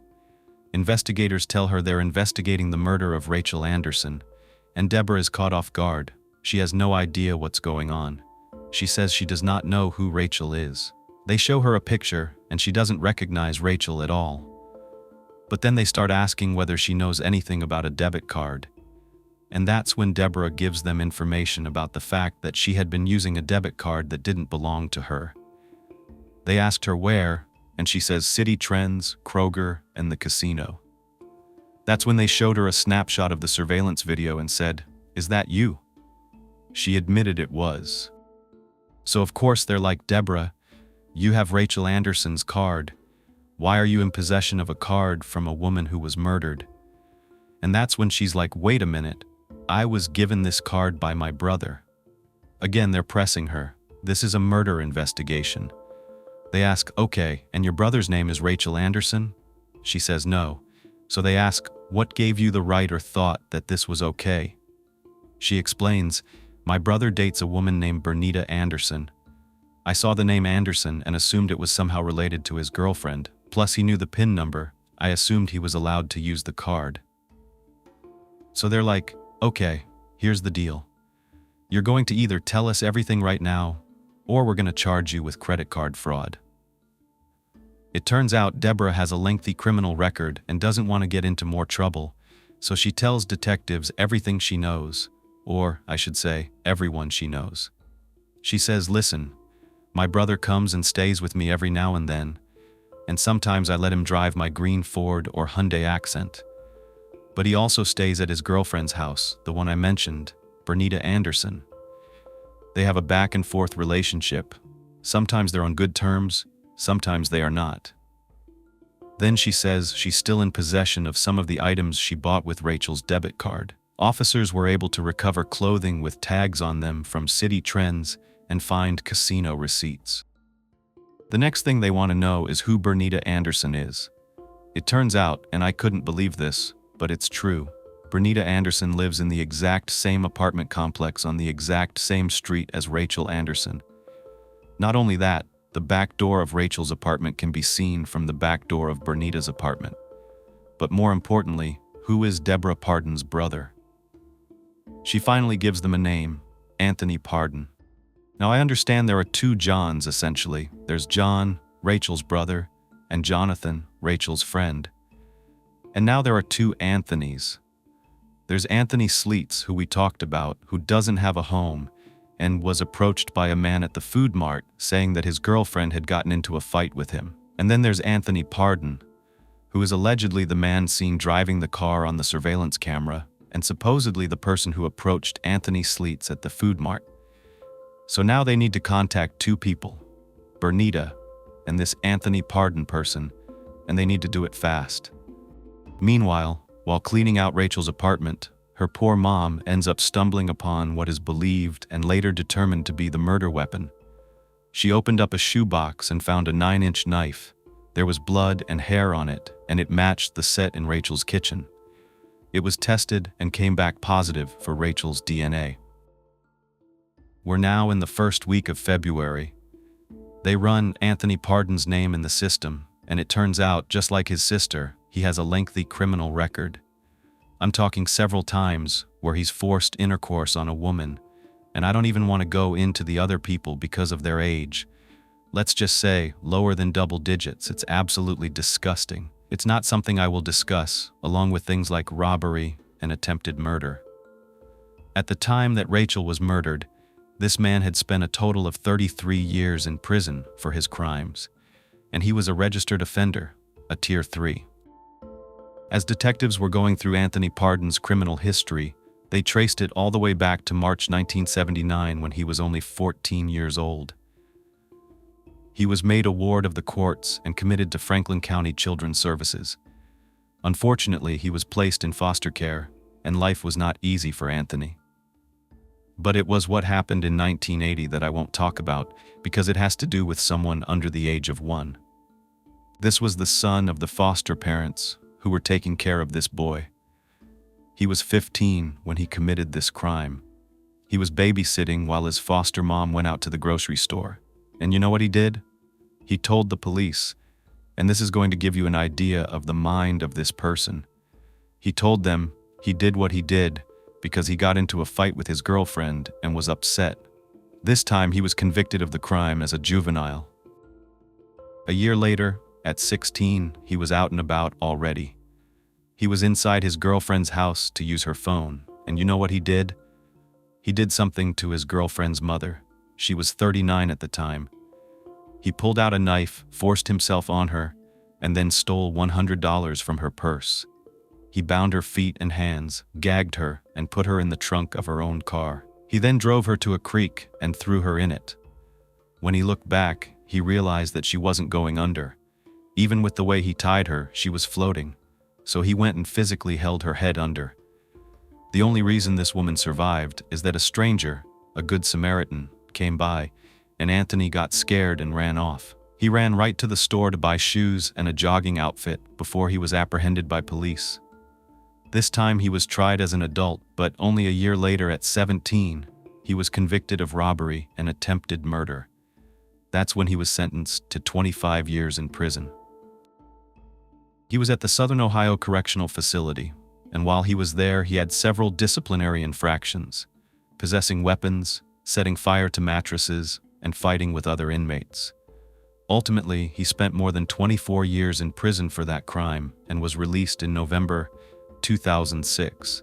That's when he moved to Georgia and got a job under a fake name. Why? Because he was trying to circumvent the system. He didn't want to register for his offenses so that the people in the community could know who they were living near. What kind of person is living among them? Well, he got in trouble for that. He got in trouble for forgery and failure to register, and he was convicted in Floyd County, Georgia. He spent another 9 years in prison. Why are they letting this guy out? When they did let him out, the judge gave him 20 years of probation. He was required to wear an ankle monitor. But in 2017, a year before Rachel was murdered, this man was released from prison. So he was out of prison and had the opportunity to commit this crime. He returned to Ohio in June, and at that time he did have to check in with the sheriff's department every 90 days as part of his parole. But you know what? Remember when the judge back in Georgia said he needed an ankle monitor and 20 years of probation? Well, Ohio never gave him one. They said it was an expense issue because he had to be monitored as long as that sentence said. On August 21, 2017, just a few months before Rachel's murder, he was caught in his car doing an indecent act. They asked him, "Who is this woman? Is she a professional? What's going on?" He said, "No, it's just a friend. I'm just giving her a ride home." But later the woman contacted the police and said, "No, he was paying me." Well, nothing ever came of that. Again, at 4 a.m. on January 27th, 2018, I'm literally talking about the morning before the crime happened at Rachel's. He was caught by police for driving without a license during a traffic stop. He had a pocket knife, a kitchen knife, and a pellet gun on him. You would think that he would be arrested, especially with his record, but he wasn't. These are the kinds of cases that bother me so badly because I'm sitting here thinking, this could have been avoided. At this point, police are like, this has to be our guy. Everything adds up. The location of his girlfriend's apartment, the fact that her back door and Rachel's back door are facing each other, and the fact that he was in possession of her debit cards. But you know how the law is, it doesn't matter what it looks like, you have to prove it. Well, that wasn't going to be hard because they had his DNA on file from previous crimes. They ran his DNA against what they collected on Rachel's body, as well as from the cords at the crime scene and other areas. It was a match, so police were at Deborah's house, waiting for Anthony to come out. As he was leaving and getting into his car, they arrested him. The car he was getting into was searched, and they found a baseball hat and gloves that were consistent with the hat and gloves worn by the man in their surveillance videos. They also found clothing with tags on it, a cell phone, a knife, and an air pistol, which they did not classify as a firearm because, technically, even though it looks like one, it's not. The first thing they did was get a hold of the phone records. The BCI and forensic team were able to pinpoint where his cell phone was pinging off of the evening of Sunday, January 28th. The phone was located in the area near Rachel's apartment and at all the locations where her debit cards were used. On Sunday, January 28th, Anthony Pardon's cell phone was pinging off of the cell tower closest to Rachel's house. But you know, his girlfriend lives there as well, so was he at Rachel's, or was he just where he calls home, at Bernina Anderson's house? Well, between 7:59 p.m. and 9:25 p.m., not only did the cell tower pick him up, but Wi-Fi and GPS put Anthony near Rachel's apartment. So they really felt like they had it all. Then, the cell phone records showed an outgoing phone call on Monday, January 29th, in the same place where the clothes were bought at City Trends and DSW. On Tuesday, January 30th, his cell phone was associated with the cell tower near the Fair Food Mart and his sister's house. On Thursday, February 1st, his phone was associated with a tower near Rachel's apartment in the morning, and later pinged off of a tower near the East Side Market, where Rachel's debit card was used again. But of course, they always have to showcase the fact that they didn't know who was in possession of the cell phone. You never know, right? His cell phone was there, but was Anthony there? However, the most damning evidence was the forensic evidence. The DNA from Rachel's body and the cords that were used to constrain her.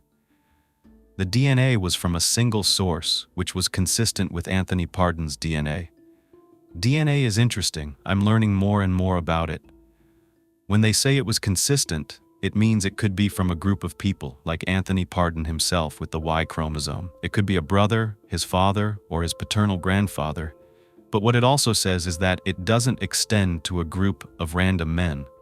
So, if it wasn't Anthony Pardon, it would have had to be, like I said, his brother, father, or grandpa. None of those people were likely to be the person who did this to Rachel. Interestingly, the swab of Rachel's inner thigh and pelvic area brought back 2 male DNA profiles, but Anthony could not be excluded as the major contributor. Rachel's right wrist was swabbed, and there were 3 DNA profiles taken, but again, Anthony Pardon could not be excluded. For good measure, the curling iron cord, when tested, was also a mixture of 3 individuals, but at least 20.5 billion times more likely to be Rachel and Anthony than Rachel and some unknown person. The hairdryer had the same thing, 14.5 billion times more likely to have originated from Rachel and Anthony than Rachel and an unknown individual. DNA can be very confusing when presented like this because it makes you think, wait a minute, who's the other person? I always think, okay, the defense is going to jump on that so fast. Just to let you know, Anthony Slate had nothing to do with this. His DNA was never found on any of the swabs. Jonathan's DNA was found on a Pepsi can and the pipe that was taken from the apartment, but wasn't found on any of the items used to restrain Rachel.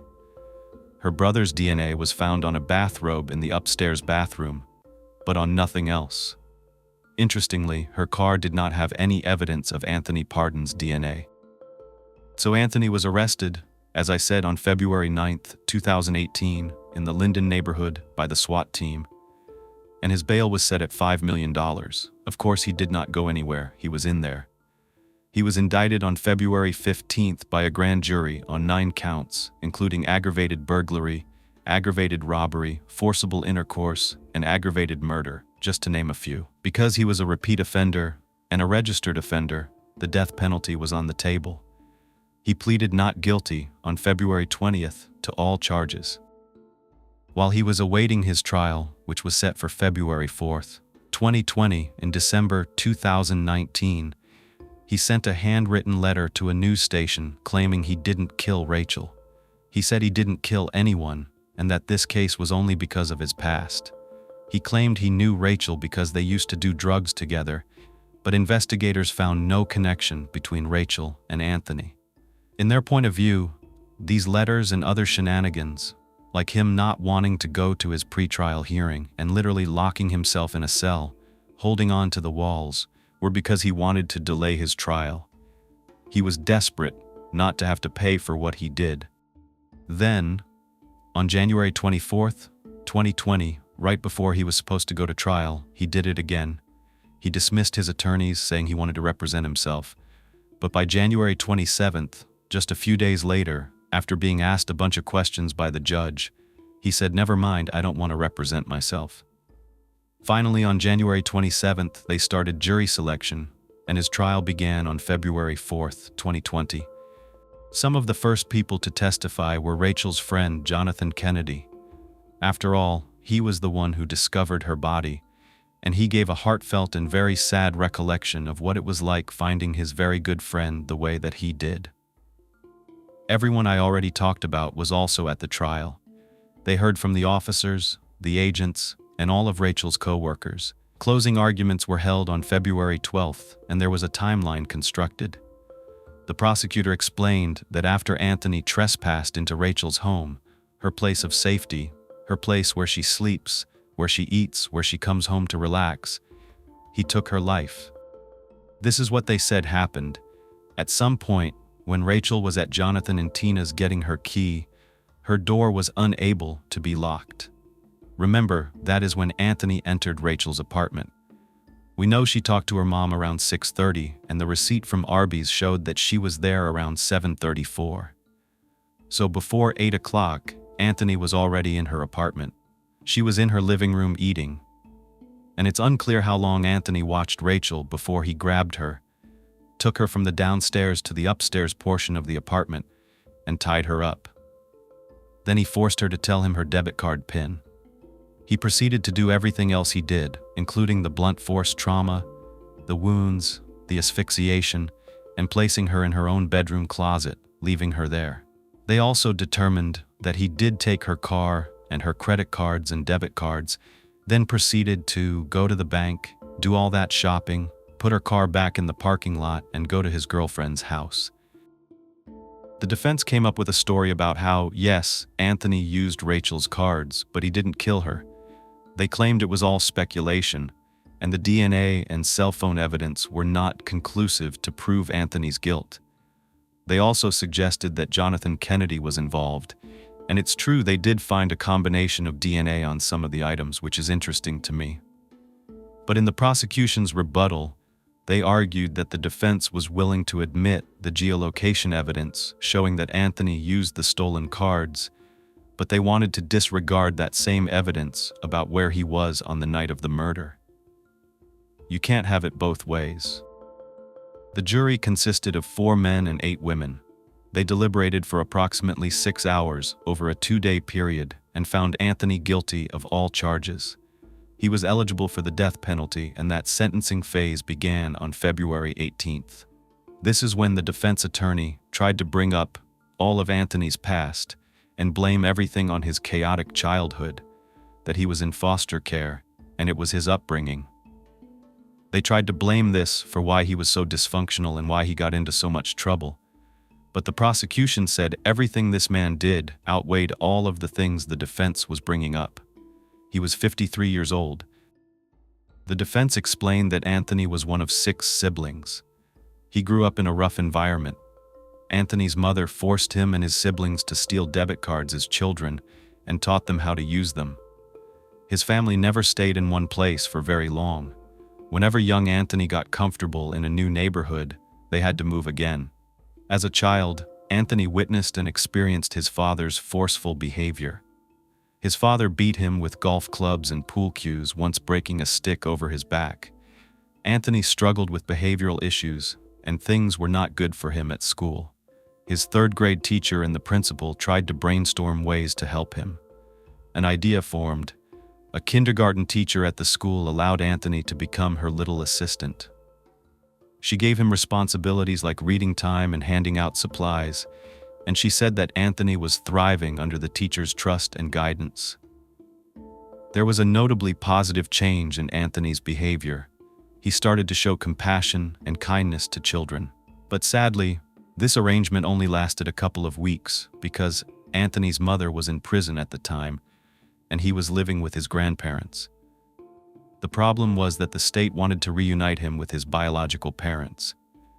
As a result, Anthony and his siblings were returned to his mother's care when she was released from prison. She took the family and forced them to move and change schools, and things only got worse. The defense went on to say that yes, he did go to prison, but he suffered physical altercations, and men forced themselves on him at the Southern Ohio Correctional Facility, which he called the worst prison in Ohio. This was the prison where there was an 11-day standoff between rioters and law enforcement back in April of 1993.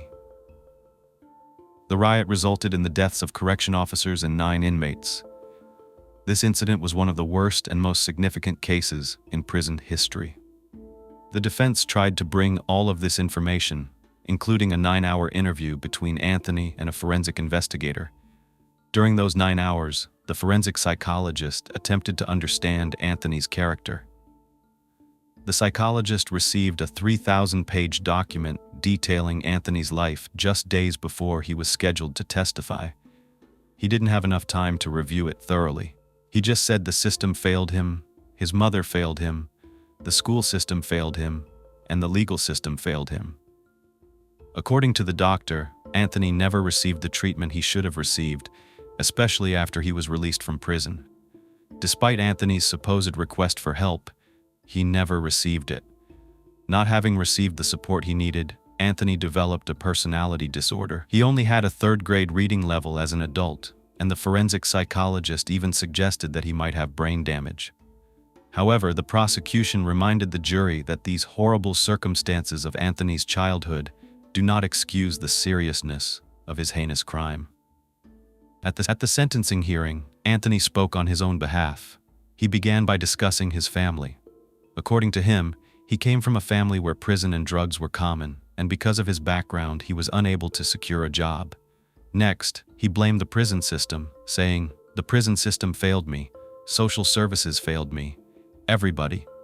As he spoke to the court, Anthony never mentioned Rachel. He said he just made bad choices throughout his life, and he ended his testimony by stating that he respected the decision of the court and only wanted them to know his story. Rachel's father also spoke at the sentencing hearing and mentioned how Anthony frequently complained about the system failing him. In Rachel's father's opinion, the system failed Rachel and her family by not keeping Anthony under lock and key and letting him roam the streets. A day before Anthony murdered his daughter, the police gave him a ride home instead of arresting him. After ruling against the death penalty, the judge sentenced Anthony to life in prison without the possibility of parole for Rachel's murder. He also sentenced him to life without parole for forcible intercourse and 33 years for all the other charges. All 3 sentences were to be served consecutively, ensuring that Anthony would never see the light of day again. The Rachel Anderson Memorial Scholarship was established by the Cincinnati College of Mortuary Science in honor of Rachel's passion for the funeral industry. Over $10,000 were raised for the scholarship by Rachel's family, friends, co-workers, and many others who were touched by her story. Approximately $2,500 has already been awarded as of 2019, and all remaining funds will be awarded twice a year. Rachel's scholarship will be granted to students at CCMS who have the same passion for funeral services that Rachel did, a woman who dedicated her life to those who had passed, taken from this world much too soon.